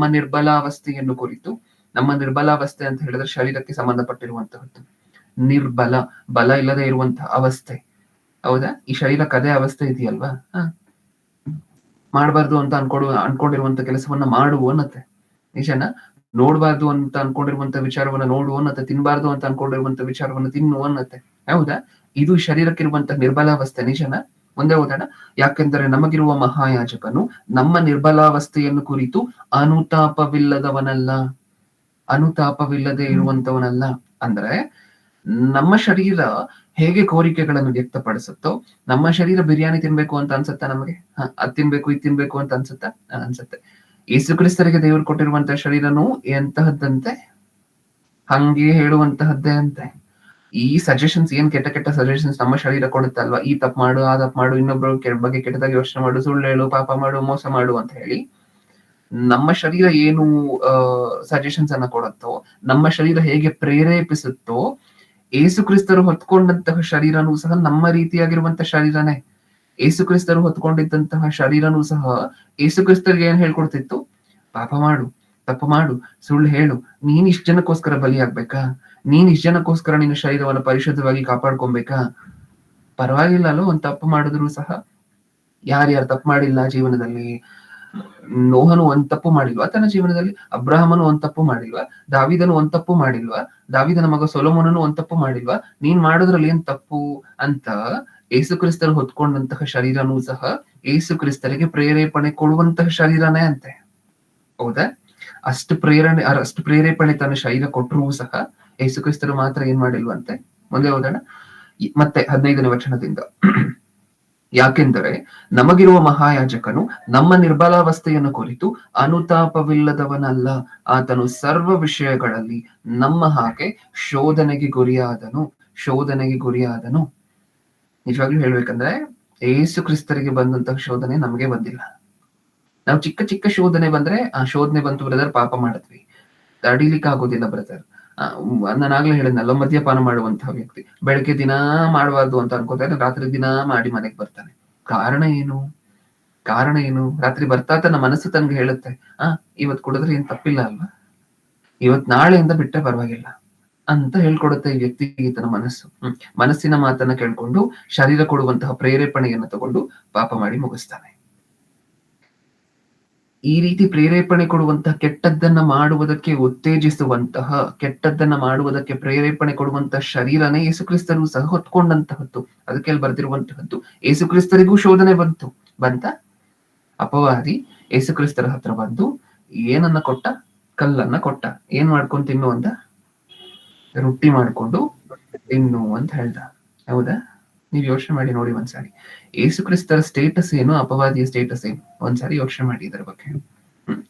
ಯೇಸುಕ್ರಿಸ್ತರ ಸ್ಥಾನಮಾನ ಏನು, ಅಪವಾದಿಯ ಸ್ಥಾನಮಾನ ಏನು? ಯೇಸುಕ್ರಿಸ್ತರು ದೇವರು, ನಿಜನ? ಈ ಶರೀರವನ್ನು ಧರಿಸ್ಕೊಂಡಿದ್ದಾರಲ್ವಾ, ದೇವರಾಗಿರುವಂತವ್ರು ಈ ಶರೀರವನ್ನು ಧರಿಸ್ಕೊಂಡಿರುವಂತಹದ್ದು. ದೇವರಾಗಿರುವಂತವರು ಸರ್ವವನ್ನೂ ಸಹ ಪಕ್ಕಕ್ಕಿಟ್ಟು ನಮಗೋಸ್ಕರ ಈ ಶರೀರವನ್ನು ಧರಿಸ್ಕೊಂಡು ಭೂಮಿಯ ಮೇಲೆ ಬಂದ್ರು. ಈ ಶರೀರವನ್ನು ಧರಿಸ್ಕೊಂಡು ಬರುವುದಕ್ಕಿಂತ ಮುಂಚೆ ಯೇಸುಕ್ರಿಸ್ತರಿಗೆ ಸ್ಟೇಟಸ್ ಅನ್ನು ಒಂದ್ಸರಿ ಯೋಚನೆ ಮಾಡಿ ನೋಡಿ. ಏನು? ಯೇಸುಕ್ರಿಸ್ತರು ದೇವರು, ಹೌದಾ? ಸರ್ವಶಕ್ತರ ಸೃಷ್ಟಿ ಮಾಡಿದ್ದಾರೆ. ಹಾಗಾದ್ರೆ ಇಷ್ಟೆಲ್ಲ ಮಾಡಿರುವಂತಹ ಯೇಸುಕ್ರಿಸ್ತರು ಯಾರ ಹತ್ರ ಮಾತು ಕೇಳ್ಬೇಕಾಗಿರುವಂತಹ ಪರಿಸ್ಥಿತಿ ಇದೆ? ಅಪವಾದಿ ಹತ್ರನ. ಆಫ್ಟರ್ ಆಲ್ ಒಬ್ಬ ದೂತನ ಮಾತನ್ನ, ದೂತ ಅಲ್ವಾ ಅಪವಾದಿ ಆಗುವುದಕ್ಕಿಂತ ಮುಂಚೆ ಒಬ್ಬ ಸರ್ವೆಂಟ್ ನ ಮಾತು ಕೇಳ್ಬೇಕಾ? ಸರ್ವೆಂಟ್ ನಿಂತು ಮಾತಾಡ್ತಿದ್ದಾನೆ. ಈ ಸರ್ವಲೋಕವನ್ನ ಸೃಷ್ಟಿ ಮಾಡಿದಂತಹ ಕಾರ್ಯಕ್ರಮದಲ್ಲಿ ಇನ್ವಾಲ್ವ್ ಆಗಿರುವಂತಹ ದೇವರು ನಿಂತು ಕೇಳ್ತಿದ್ದಾರೆ. ಯೇಸುಕ್ರಿಸ್ತರು ಸ್ವಲ್ಪ ಟೆಂಪರ್ ಅನ್ನ ಕಳ್ಕೊಂಡು, ಆ ಸಮಯದಲ್ಲಿ ಸ್ವಲ್ಪ ಟೆಂಪರ್ ಅನ್ನ ಕಳ್ಕೊಂಡು ಅಪವಾದಿ ಹೇಳ್ದಂಗೆ ಕೇಳಿದ್ರು ಅಂತ ಅನ್ಕೊಳ್ಳಿ. ಏನಾಗಿರ್ತಾ ಇತ್ತು? ಯಾಕಂದ್ರೆ ಇದು ಯಾರಾದ್ರೂ ಮನುಷ್ಯರು ಸಹ ಈ ಕೆಲಸವನ್ನು ಮಾಡುವಂತ ಕೇಳಿದಿರ ಏನು? ಸಾಕಷ್ಟು ಜನ ಪ್ರಾಮಿಸ್ ಮಾಡ್ತಾರೆ ಕುಟುಂಬಕ್ಕೆ, ಹೆಂಡತಿಗೆ ಅಥವಾ ಮಕ್ಕಳಿಗೆ ಪ್ರಾಮಿಸ್ ಮಾಡ್ತಾರೆ. ಏನಂತ? ನಾನು ಇನ್ನೊಂದ್ಸತಿ ಯಾರ ಜೊತೆ ಜಗಳಕ್ಕೆ ಹೋಗೋದಿಲ್ಲ, ನಾನು ಇನ್ನೊಂದ್ಸರಿ ಯಾರನ್ನು ಬಯೋದಿಲ್ಲ, ನಾನು ಇನ್ನೊಂದ್ಸರಿ ಯಾವುದು ಗಲಾಟೆಗಳಿಗೆ ಹೋಗೋದಿಲ್ಲ. ಇದು ಮಾಡಿದಂತಹ ಪ್ರಾಮಿಸ್. ನೆಕ್ಸ್ಟ್ ದಿನ ಹೊಡೆದಾಟ, ನೆಕ್ಸ್ಟ್ ದಿನ ಜೈಲಲ್ಲಿ, ಪೊಲೀಸ್ ಸ್ಟೇಷನ್ ಅಲ್ಲಿ ಹೋಗಿ ಕೂತಿರ್ತಾರೆ. ಆಮೇಲೆ ಜೈಲಿಂದ ಪೊಲೀಸ್ ಸ್ಟೇಷನ್ ಇಂದ ಬಿಡಿಸ್ಕೊಂಡು ಕರ್ಕೊಂಡ್ ಬಂದ ನಂತರ ಕುಟುಂಬಸ್ಥರು ಕೇಳಿದ್ರೆ ಬಂದು ಆ ವ್ಯಕ್ತಿಯನ್ನ, ಅಲ್ಲಪ್ಪ ಮಗ ಕೇಳ್ದ ಅಂತ ಅನ್ಕೊಳ್ಳಿ, ಅಲ್ಲಪ್ಪ ನೀನ್ ನೆನ್ನೆ ತಾನೇ ಪ್ರಾಮಿಸ್ ಮಾಡಿದೆ ನನ್ಗೆ, ಯಾವ ಜಗಳಕ್ಕೂ ಹೋಗೋದಿಲ್ಲ, ಯಾರ ಜೊತೆನೂ ಗಲಭೆ ಮಾಡ್ಕೊಳ್ಳೋದಿಲ್ಲ ಅನ್ನುವಂತ ಪ್ರಾಮಿಸ್ ಅನ್ನ ಮಾಡದಲ್ವಾ ನೆನ್ನೆ ತಾನೆ, ಇವತ್ ಮತ್ತೆ ಜಗಳ ಮಾಡ್ಕೊಂಡ್ ಬಂದಿದ್ಯಲ್ವಾ, ಸರಿನಾ ಅಂತ ಕೇಳಿದ್ರೆ ಏನಂತಾನೆ ಅಂತ ನೀವೇ ಹೇಳಿ. ಏನಂತಾನೆ? ಅವನೇನ್ ಹೇಳ್ದ ಗೊತ್ತಾ ಅಂತ ಸ್ಟಾರ್ಟ್ ಮಾಡ್ತಾರೆ. ಹೌದಲ್ವಾ? ಅವನೇನಂದ ಗೊತ್ತಾ ನಿಮ್ಗೆ? ತಡ್ಕೊಳ್ಲಿಕ್ಕಾಗಿಲ್ಲ ಗೊತ್ತಾ? ಮಾತನ್ನ ಕೇಳಿದ ನಂತರ ತಡ್ಕೊಳ್ಲಿಕ್ಕಾಗಿಲ್ಲ ಗೊತ್ತಾ? ನಾನ್ ಜಗಳ ಮಾಡ್ಲೇಬೇಕಾಗಿತ್ತು, ನಾನ್ ಕೆಟ್ಟ ಮಾತು ಮಾತಾಡ್ಲೇಬೇಕಾಗಿತ್ತು, ಅಲ್ಲಿಂದ ಇಷ್ಟು ಜಗಳ, ಇಷ್ಟು ಹೊಡೆದಾಟ, ಪೊಲೀಸ್ ಸ್ಟೇಷನ್ ವರೆಗೂ ಹೋಗಿದೆ. ಯೇಸುಕ್ರಿಸ್ತರು ಯಾರು ಗೊತ್ತಾ ಮಾತಾಡ್ತಿರುವಂತಹದ್ದು? ನಾನೇ ಹೇಳಿದೆ ನಿಮ್ಗೆ, ಆಫ್ಟರ್ ಆಲ್ ಒಬ್ಬ ದೂತ ಮಾತಾಡ್ತಿರುವಂತಹ ಮಾತಿದು. ಒಬ್ಬ ದೂತ, ಒಬ್ಬ ಸರ್ವೆಂಟ್ ಮಾತಾಡ್ತಿರುವಂತಹ ಮಾತಿದು. ಯೇಸುಕ್ರಿಸ್ತರು ಪರಲೋಕದಲ್ಲಿ ಮುಂಚೆ ಇದ್ದಾಗ ಇತರ ಸರ್ವೆಂಟ್ಗಳು ಲೆಕ್ಕ ಇಲ್ಲದೆ ಇರುವಷ್ಟು ಕೋಟಿಗಳಿದ್ರು ಯೇಸುಕ್ರಿಸ್ತರ ಕೈ ಕೆಳಗೆ. ಯೇಸುಕ್ರಿಸ್ತರನ್ನ ಆರಾಧನೆ ಮಾಡಿ ತಂದೆ ಆಗಿರುವಂತಹ ದೇವರಿಗೆ ಹೇಗೆ ಆರಾಧನೆ ನಡೀತಿತ್ತೋ ಅದೇ ಆರಾಧನೆ ಯೇಸುಕ್ರಿಸ್ತರಿಗೂ ನಡೀತಿತ್ತು. ಯಾಕಂದ್ರೆ ಇಬ್ಬರಿಗೂ ಸಮಾನವಾಗಿದ್ದಂತ ಸ್ಥಾನ ಇತ್ತು ಅಂತ ಸತ್ಯವೇದದಲ್ಲಿ ನೋಡ್ತೇವೆ. ಹೌದಾ? ಅದು ಯೇಸುಕ್ರಿಸ್ತರ ಸ್ಟ್ಯಾಂಡರ್ಡ್ ಆದ್ರೆ, ಅದು ಯೇಸುಕ್ರಿಸ್ತರ ಸ್ಟೇಟಸ್ ಆದ್ರೆ, ಈ ಯಾವ ಕೆಲಸಕ್ಕೂ ಬರದೇ ಇರುವಂತ ಈ ಸರ್ವೆಂಟ್ ಏನ್ ಮಾತಾಡ್ತಿದ್ದಾನೆ ಗೊತ್ತಾ? ನಿಂತು ಕಲ್ಲನ್ನ ಕೊಡ್ತೀನಿ, ರೊಟ್ಟಿ ಮಾಡ್ಕೊಂಡು ತಿನ್ನು. ಯೇಸುಕ್ರಿಸ್ತರು ಒಂದ್ ವೇಳೆ ನನಗೆ ನೀನ್ ಚಾಲೆಂಜ್ ಮಾಡ್ತೀಯಾ, ಮಾಡ್ಕೊಳ್ತೀನಿ ಅಂತ ಮಾಡ್ಕೊಂಡಿದ್ರೆ ಪ್ರಾಣ ಕೊಟ್ಟರು ಸಹ ನಿಷ್ಫಲವಾಗಿ ಹೋಗ್ತಿತ್ತು. ಶಿಲ್ಬೆ ಮೇಲೆ ಪ್ರಾಣ ಕೊಟ್ಟರು ಸಹ ನಿಷ್ಫಲವಾಗಿ ಹೋಗ್ತಿತ್ತು. ಪಾಪ ತೊಳಿತಿರ್ಲಿಲ್ಲ ಅದು. ಹೌದಾ? ಯಾಕೆ? ಟೆಂಪರ್ಗೊಳಗಾಗಿ ಹೇಳಿದಂತಹ ಮಾತಲ್ವಾ? ಟೆಂಪರ್ಗೊಳಗಾಗಿನೂ ಏನು ಹೇಳೋಂಗಿಲ್ಲ. ಯಾರ್ ಬಂದ್ ಏನ್ ಮಾಡಿದ್ರು ಸಹ, ಯಾರ್ ಬಂದ್ ಎಷ್ಟು ರೊಚ್ಚಿಗೆ ಬರ್ಸಿದ್ರು ಸಹ ಯೇಸುಕ್ರಿಸ್ತರನ್ನ ಏನ್ ಮಾಡುವಂಗಿಲ್ಲ. ಯಾವ ಸಮಯದಲ್ಲೂ ತನ್ನ ತಾಳ್ಮೆಯನ್ನ ಕಳ್ಕೊಳ್ಳೋ ಹಂಗಿಲ್ಲ. ಅಥವಾ ದೇವರ ಮಾತು ಈಗಾಗ್ಲೇ ಏನ್ ಬರ್ಸಿದಾರೋ, ಅಥವಾ ಯೇಸುಕ್ರಿಸ್ತರಿಗಾಗ್ಲೇ ಏನ್ ಟಾಸ್ಕ್ ಅನ್ನ ಕೊಟ್ಟಿದಾರೋ ಅದನ್ನ ಮೀರಿ ಹೋಗೋ ಹಂಗಿಲ್ಲ. ಏನ್ ಮಾಡಿದ್ರು ಸಹ, ಎದುರುಗಿರುವಂತಹ ಜನ ಏನ್ ಮಾಡಿದ್ರು ಸಹ, ಎಷ್ಟು ರೊಚ್ಚಿಗೆ ಬರ್ಸಿದ್ರು ಸಹ. ಹೌದಾ? ಆಮೇಲೆ ಮತ್ತೆ ಕರ್ಕೊಂಡು ಹೋಗ್ತಾನೆ ಎತ್ತರವಾಗಿರುವಂತ ಪ್ರದೇಶದಿಂದ. ಕೆಳಗಡೆ ಬೀಳ್ತೀಯಾ? ನಿನ್ನ ದೇವ್ರು ಹೇಳಿದಾರಲ್ವಾ ಕಾಪಾಡ್ತೀನಿ ಅಂತ, ನಿನ್ನ ತಂದೆ ಹೇಳಿದಾರಲ್ವಾ ಕಾಪಾಡ್ತೀನಿ ಅಂತ, ಕೆಳಗಡೆ ಬೀಳ್ತೀಯಾ? ಅಥವಾ ನನಗ್ ನೀನ್ ನಮಸ್ಕಾರ ಮಾಡ್ತೀಯಾ? ನನಗೆ ನೀನ್ ನಮಸ್ಕಾರ ಮಾಡ್ತೀಯಾ? ಸರ್ವೆಂಟ್ ಮಾತಾಡ್ತಿರುವಂತಹ ಮಾತು, ಸರ್ವಶಕ್ತನಾಗಿರುವಂತಹ ದೇವರ ಮುಂದೆ ಸರ್ವೆಂಟ್ ಮಾತಾಡ್ತಿರುವಂತಹ ಮಾತೇನು? ನನಗ್ ನೀನ್ ನಮಸ್ಕಾರ ಮಾಡ್ತೀಯ? ಪ್ರಪಂಚವನ್ನೇ ನಿನಗೆ ಕೊಡ್ತೀನಿ. ಇಷ್ಟಕ್ಕೂ ಪ್ರಪಂಚವನ್ನು ಸೃಷ್ಟಿ ಮಾಡಿದ್ದೆ ಯೇಸುಕ್ರಿಸ್ತರು. ಪ್ರಪಂಚವನ್ನು ಸೃಷ್ಟಿ ಮಾಡಿದಂತ ಯೇಸುಕ್ರಿಸ್ತರ ಮುಂದೆ ನಿಂತ್ಕೊಂಡು ಏನ್ ಮಾತಾಡ್ತಿದ್ದಾನೆ? ಪ್ರಪಂಚವನ್ನು ನಿನಗೆ ಕೊಡ್ತೀನಿ. ಟೆಂಪರ್ ಅನ್ನು ಕಳ್ಕೊಂಡಿದ್ರೆ ಪಾಪ ಮಾಡಬಾರ್ದು ಅಂತ ದೇವ್ರು ಹೇಳಿ ಕಳಿಸಿದ್ದಾರೆ. ಯೇಸುಕ್ರಿಸ್ತರು ಬಾಧ್ಯತೆಯನ್ನ ತಗೊಂಡಿದ್ದಾರೆ. ಇಷ್ಟು ಕೋಟಿ ಜನರಿಗೋಸ್ಕರ, ಇಷ್ಟು ಕೋಟಿ ಜನರ ರಕ್ಷಣೆಗೋಸ್ಕರ ನಾನು ಪಾಪ ಮಾಡದೆ ಇರ್ಲಿಕ್ಕೆ ರೆಡಿ ಜೀವನ ಪೂರ್ತಿ. ಒಂದು ತಪ್ಪನ್ನು ಸಹ ಮಾಡದೆ ನನ್ನ ಶರೀರವನ್ನ, ನನ್ನ ಪೂರ್ತಿ ನನ್ನ ಸೆಲ್ಫ್ ಏನಿದೆ ಅದನ್ನ ಒಂದೂ ಸಹ ತಪ್ಪಿಗೆ, ಒಂದೇ ಒಂದು ಚಿಕ್ಕ ಪಾಪಕ್ಕೂ ಸಹ ಒಳಗಾಗದಂತೆ ಕಾಪಾಡ್ಕೊಳ್ತೀನಿ ಅಂತ ಹೇಳಿ ಏನು ಬಾಧ್ಯತೆ ತಗೊಂಡಿದ್ದಾರೆ. ಆ ಬಾಧ್ಯತೆಯನ್ನು ಮುರಿಯುವಂತದ್ದು ಎಷ್ಟೊತ್ತಾಗಿತ್ತು? ಹೌದಲ್ವಾ? ಮುರಿದಿಲ್ಲ. ಮಾಡ್ಬೇಕು ಅಂತ ತನ್ನ ಶರೀರ ತನಗ್ ಪ್ರೇರೇಪಣೆ ಕೊಟ್ಟರು. ಇವಾಗ ನೀವು ಓದ್ಕೊಂಡಂತಹ ಮಾತಲ್ಲಿ ಏನಿತ್ತು? ನಮ್ಮ ಮಹಾಯಾಜಕನು ನಮಗಾಗುವಂತಹ ಅನುಭವಗಳಲ್ಲಿ ಅನುತಾಪವಿಲ್ಲದವನಲ್ಲ. ನಮಗಾಗುವಂತಹ ಎಕ್ಸ್ಪೀರಿಯನ್ಸಸ್, ನಮಗಾಗುವಂತಹ ತಪ್ಪು ಮಾಡ್ಬೇಕು ಅನ್ನುವಂತಹ ಪ್ರೇರೇಪಣೆಗಳು ಯೇಸುಕ್ರಿಸ್ತರು ಹೊತ್ಕೊಂಡಂತ ಶರೀರದಲ್ಲೂ ಹುಟ್ಟುತ್ತೆ. ಯೇಸುಕ್ರಿಸ್ತರು ಧರಿಸ್ಕೊಂಡಂತಹ ಮನಸ್ಸೂ ಸಹ ತನಗೆ ಹೇಳ್ಕೊಟ್ಟಿರ್ಬೋದು ಈ ಲೋಕವನ್ನೆಲ್ಲ ನೋಡಿದಾಗ. ಯೇಸುಕ್ರಿಸ್ತರು ಮಾತ್ರ ಯಾವುದಕ್ಕೂ ಸಹ ಒಳಗಾಗಿಲ್ಲ. ಯಾರಿಗೋಸ್ಕರ? ನಮಗೋಸ್ಕರ, ಒಂದು ಒಳ್ಳೆ ಕೆಲಸಕ್ಕೋಸ್ಕರ, ಪ್ರಪಂಚದ ರಕ್ಷಣೆಗೋಸ್ಕರ. ಅಷ್ಟು ಕೋಟಿ ಜನ ಅನ್ಯಾಯವಾಗಿ ನರಕಕ್ಕೆ ಹೊರಟೋಗ್ತಾರಲ್ವಾ? ನಾನು ಈ ಕೆಲಸವನ್ನ ಮಾಡದೆ ಹೋದ್ರೆ, ನನ್ನ ಶರೀರವನ್ನ ನಾನು ಪವಿತ್ರವಾಗಿ ಪರಿಶುದ್ಧವಾಗಿ ಇಟ್ಕೊಳ್ಳದೆ ಹೋದ್ರೆ ಅಷ್ಟು ಕೋಟಿ ಜನ ನರಕಕ್ಕೆ ಹೊರಟೋಗ್ತಾರಲ್ವಾ? ಅಷ್ಟು ಕೋಟಿ ಜನ ರಕ್ಷಣೆ ಅನ್ನುವಂತಹ ಭಾಗ್ಯನೇ ಸಿಕ್ಕೋದಿಲ್ಲ ಅಲ್ವಾ? ನಾನು ಈ ಕೆಲಸವನ್ನ ಮಾಡ್ಲೇಬೇಕು. ಅವ್ರಿಗೆ ಇದ್ದಂತಹ ಪಟ್ಟನ್ನ ಒಂದ್ಸಾರಿ ನೋಡಿ, ನಮಗಿರುವಂತಹ ಪಟ್ಟನ್ನ ಒಂದ್ಸಾರಿ ನೋಡಿ. ಇನ್ಮೇಲೆ ಏನ್ ಅನ್ಸುತ್ತೆ? ಇನ್ಮೇಲೆ ಪ್ರಾಮಿಸ್ಗಳನ್ನ ಮುರಿತಿರ್ತೀವ ನೀಟಾಗಿ. ಇನ್ಮೇಲೆ ಒಂದ್ ತಪ್ಪನ್ನ ಮಾಡಬಾರ್ದು ಅಂತ ಅನ್ಕೊಂಡ್ರೆ ಅದನ್ನ ಮಾಡದೇ ಇರ್ಲಿಕ್ಕೆ ಪ್ರಯತ್ನ ಪಡ್ಬೇಕು. ಮಾಡಬಾರ್ದು. ಅದಕ್ಕೋಸ್ಕರ ಸಂದೇಶವನ್ನ ಆಲೋಚನೆ ಮಾಡ್ತಿದ್ದೀನಿ. ಯಾಕಂದ್ರೆ ಯೇಸುಕ್ರಿಸ್ತರು ಆ ಬಾಧ್ಯತೆಯನ್ನ, ಆ ನಿಶ್ಚಲವಾಗಿರುವಂತಹ, ಕದಲದೇ ಇರುವಂತಹ ಮನಸ್ಥಿತಿಯನ್ನ ಹೊಂದಿದ್ದಕ್ಕೆ ಆ ಕೆಲಸವನ್ನ ಮಾಡ್ಲಿಕ್ಕಾಯ್ತು. ಅವತ್ತು ನಮ್ಮ ತರ ಶರೀರ ಹಾಕಿದ್ರು ಸಹ ನಮಗೆ ಯಾವಾಗ ಬರುವಂತಹದ್ದು? ನಮಗೆ ಯಾವಾಗ ಬರುವಂತಹದ್ದು? ಯೇಸುಕ್ರಿಸ್ತರಿಗೂ ಶೋಧನೆ ಬಂತಂತೆ, ನಮಗಿಂತ ಕೋಟಿ ಪಟ್ಟಷ್ಟು ಮೀರಿದಂತಹ ಶೋಧನೆ. ನಾವು ಮಾತಾಡ್ಕೊಳ್ತಿದೀವಲ್ಲ ಆಗ್ಲಿಂದ. ಯಾರಾದ್ರೂ ಒಬ್ಬ ಚಿಕ್ಕ ವ್ಯಕ್ತಿ ಏನಾದ್ರು ಅಂದ್ರೆ ನಮ್ ಕೈಲಿ ತಡ್ಕೊಳ್ಲಿಕ್ಕೆ ಆಗೋದಿಲ್ಲ. ಸರ್ವೆಂಟ್ ಯೇಸುಕ್ರಿಸ್ತರ ಮುಂದೆ ಮಾತಾಡಿದ್ರು ಸಹ ಸುಮ್ಮನೆ ಇದ್ದಾರೆ. ಟೆಂಪರ್ಗೊಳಗಾಗೋ ಹಂಗಿಲ್ಲ ಅಲ್ವಾ? ತನ್ನ ಬಾಧ್ಯತೆಯನ್ನ ಮೀರೋ ಹಂಗಿಲ್ಲ ಅಲ್ವಾ? ದೇವರು ತನಗ್ ಹಾಕೊಟ್ಟಂತಹ ಪ್ಲಾನ್ ಅನ್ನ ಮೀರೋ ಹಂಗಿಲ್ಲ ಅಲ್ವಾ? ದೇವರು ತನಗ್ ಹೇಳ್ಕೊಟ್ಟಂತಹ ಮಾತನ್ನ ಬಿಟ್ಟು ನೀನ್ ಏನ್ ಮಾತಾಡ್ಬೇಕು ಭೂಮಿ ಮೇಲೆ ಅಂತ ಏನ್ ಹೇಳ್ ಕಳ್ಸಿದ್ದಾರೆ ಅದನ್ನ ಮೀರಿ ಇನ್ನೊಂದ್ ಮಾತಾಡೋ ಹಂಗಿಲ್ಲ. ಕತ್ತೆ ಮೇಲೆ ಬರ್ಬೇಕು ಅಂತ ಹೇಳಿದ್ದಾರೆ ಹಳೆ ಒಡಂಬಡಿಕೆಯಲ್ಲಿ. ಹೌದಾ? ಕುದುರೆ ಚೆನ್ನಾಗಿದೆ ಡ್ಯಾಡಿ ಅನ್ನೋ ಹಂಗಿಲ್ಲ, ಕತ್ತೆ ಮೇಲೆ ಬರ್ಬೇಕು. ಹೌದಾ? ಅವರ ಜೀವನದುದ್ದಕ್ಕೂ ಅವ್ರು ನಮಗೋಸ್ಕರ ಮಾಡಿದಂತಹ ತ್ಯಾಗವನ್ನ ಒಂದ್ಸರಿ ನೋಡಿ. ಹೌದಲ್ವಾ? ತಿನ್ನುವಂತಹ ವಿಚಾರದಲ್ಲಿ ಆಗಿರ್ಬೋದು. ನಿಮ್ಮ ನಾಲ್ಗೆ ಬಿರಿಯಾನಿ ಕೇಳುತ್ತಾ? ನಿಮ್ಮ ನಾಲಿಗೆ ರುಚಿ ಆಗಿರುವಂತಹ ಪದಾರ್ಥಗಳನ್ನ ಕೇಳುತ್ತಾ? ಪ್ರತಿದಿನವೂ ಸಹ, ಪ್ರತಿನಿತ್ಯವೂ ಸಹ ಕೇಳುತ್ತೆ. ಯೇಸು ಕ್ರಿಸ್ತರಿಗಿದ್ದಂತಹ ಶರೀರನು ಏನ್ ಕೇಳಿರುತ್ತೆ? ರುಚಿಯಾಗಿರುವಂತಹ ಪದಾರ್ಥನೇ ಬೇಕು ಅಂತ ಕೇಳಿರುತ್ತ? ಆದ್ರೆ ವಿಚಿತ್ರವಾದ ಹೇಳಿರುತ್ತೆ. ಸಂಗತಿ ಏನು ಅಂತ ಹೇಳಿದ್ರೆ, ಅವ್ರು ಸುವಾರ್ತೆ ಸಾರಲಿಕ್ಕೆ ಹೋಗ್ತಿದ್ದಂತಹದ್ದು ಹಳ್ಳಿಗಳಿಗೆ ನಡ್ಕೊಂಡು ರುಚಿಯಾಗಿರುವಂತಹ ಪದಾರ್ಥವನ್ನ ಪಕ್ಕಕ್ಕಿಟ್ಬಿಡಿ, ಊಟ ಸಿಕ್ತಿತ್ತಾ ಟೈಮ್ಗೆ ಅನ್ನುವಂತಹದ್ದೇ ಡೌಟ್. ಹೌದಾ ಇಲ್ವಾ? ನಿಮಗೆ ಅನಿಸ್ತಿರ್ಬೋದು, ಬ್ರದರ್ ಈ 2 ಮೀನು 5 ರೊಟ್ಟಿಯನ್ನ 5,000 ಜನರಿಗೆ ಹಂಚಿದಂತ ಮಹತ್ವ ಇದೆ ಬ್ರದರ್ ಯೇಸು ಕ್ರಿಸ್ತರಲ್ಲಿ, ಇನ್ ಹೊಟ್ಟೆ ಹಸಿಯುವಂತಹದ್ದೇನ್ ಬ್ರದರ್ ಅಂತ ಅನ್ಸುತ್ತ ಹಂಗೆ? ಬ್ರದರ್ 2 ಮೀನು 5 ರೊಟ್ಟಿಯನ್ನ 5,000 ಜನರಿಗೆ ಹಂಚಿದಂತ ಇತಿಹಾಸ ಇದೆ ಬ್ರದರ್ ಯೇಸು ಕ್ರಿಸ್ತರಿಗೆ. ಅವ್ರಿಗೇನು ಹೊಟ್ಟೆ ಹಸಿವು ಈ ಅದ್ಭುತ ಮಾಡ್ಬೇಕು ಅಂತ ಹೇಳಿದ್ರೆ ಅದು ದೇವರು ತನಗೆ ನೇಮಿಸಿ ಕೊಟ್ಟಂತ ಕೆಲಸ. ಅದು ಜನರಲ್ಲಿ ನಂಬಿಕೆಯನ್ನ ಜಾಸ್ತಿ ಮಾಡುವಂತಹ ಕೆಲಸ ಅದು, ಆ ಅದ್ಭುತ. ಹೌದಾ? ತಾನಾಗೋಸ್ಕರ ಇಷ್ಟ ಬಂದಂಗೆಲ್ಲ ಅದ್ಭುತ ಮಾಡ್ಕೊಳ್ಲಿಕ್ಕೆ ಪರ್ಮಿಷನ್ ಇಲ್ಲ. ನಿಜನ? ಆ ಪರ್ಮಿಷನ್ ಇದ್ದಿದ್ರೆ ಏನಕ್ಕೋಸ್ಕರ ಅಪವಾದಿ ಮುಂದೆ ನಿಲ್ಬೇಕಿತ್ತು? ಯೇಸು ಕ್ರಿಸ್ತರು ಉಪವಾಸ ಮಾಡಿದ ನಂತರ ಏನಕ್ಕೋಸ್ಕರ ಬಂದ ಅಪವಾದಿ ಶೋಧಿಸ್ತಿದ್ದ? ಹಸಿವಾಯ್ತು ಅನ್ನುವಂತಹದ್ದು ನಮಗ್ ಗೊತ್ತ? ಉಪವಾಸ ಮಾಡಿದ ನಂತರ ಯೇಸು ಕ್ರಿಸ್ತರಿಗೂ ಸಹ ಹಸಿವಾಗತ್ತೆ ಅನ್ನುವಂತಹ ವಿಚಾರ ನಮಗ್ ಗೊತ್ತಾ? ಹೌದು. 5,000 ಜನರಿಗೆ ಊಟವನ್ನ ಹಂಚಿದಂತ ಅದೇ ಯೇಸು ಕ್ರಿಸ್ತರಿಗೆ ಏನಾಯ್ತಂತೆ? ಹಸಿವಾಯ್ತಂತೆ. ಅಂದ್ರೆ ತನ್ನ ಸ್ವಂತಕ್ಕೆ ಯಾವ್ದನ್ನು ಉಪಯೋಗ ಮಾಡ್ಕೊಳ್ಳಿಂಗಿಲ್ವಾ? ಪವರ್ ಅನ್ನ ಕೊಟ್ಟಿರುವಂತಹದ್ದು ಅದ್ಭುತ ಮಾಡ್ಲಿಕ್ಕೆ, ಸೂಚಕ ಕಾರ್ಯ ಮಾಡ್ಲಿಕ್ಕೆ, ಮಹತ್ ಕಾರ್ಯ ಮಾಡ್ಲಿಕ್ಕೆ ಪವರ್ ಅನ್ನ ಕೊಟ್ಟಿರುವಂತಹದ್ದು ಏನಕ್ಕೋಸ್ಕರ ಗೊತ್ತಾ? ಇನ್ನೊಬ್ಬರನ್ನ ರಕ್ಷಣೆ ಮಾರ್ಗದಲ್ಲಿ ಕರ್ಕೊಂಡ್ ಬರ್ಲಿಕ್ಕೋಸ್ಕರ.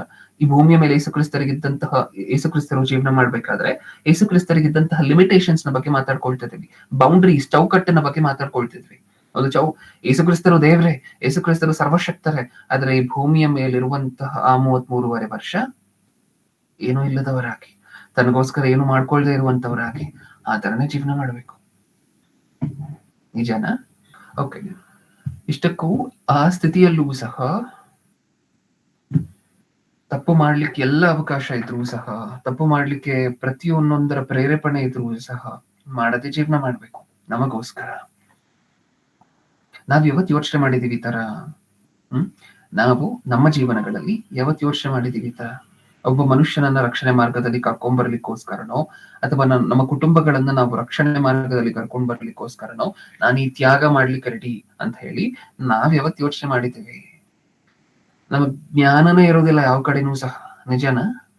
ಯೇಸು ಕ್ರಿಸ್ತರು ಇಷ್ಟು ಕೋಟಿ ಜನರಿಗೋಸ್ಕರ ಇದನ್ನ ಮಾಡ್ಲಿಕ್ಕೆ ನಾನ್ ರೆಡಿ ಅಂತ ಹೇಳಿ ಮುಂದೆ ಬಂದರು.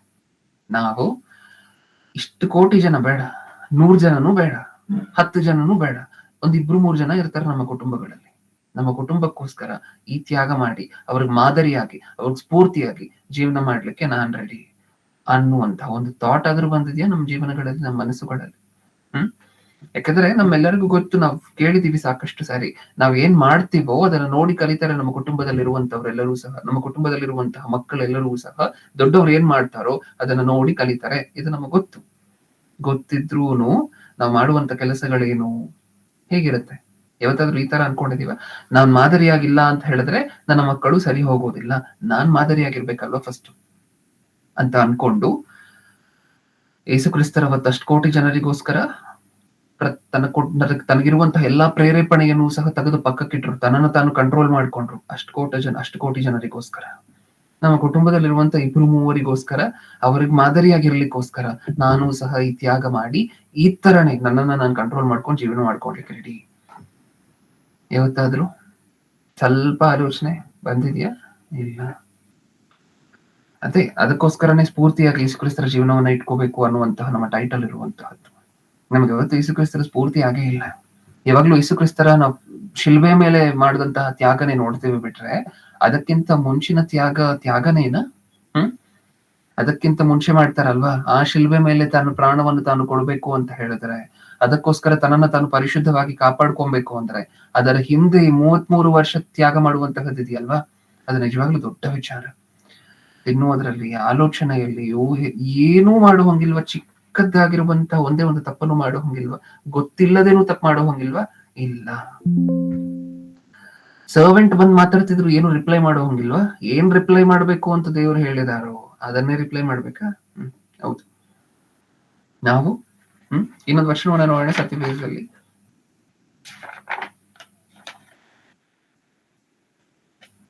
ರೋಮಾಪುರದವರಿಗೆ ಬರೆದ ಪತ್ರಿಕೆ 8ನೇ ಅಧ್ಯಾಯ 8ನೇ ಅಧ್ಯಾಯ 4ನೇ ವಚನ. 8:4.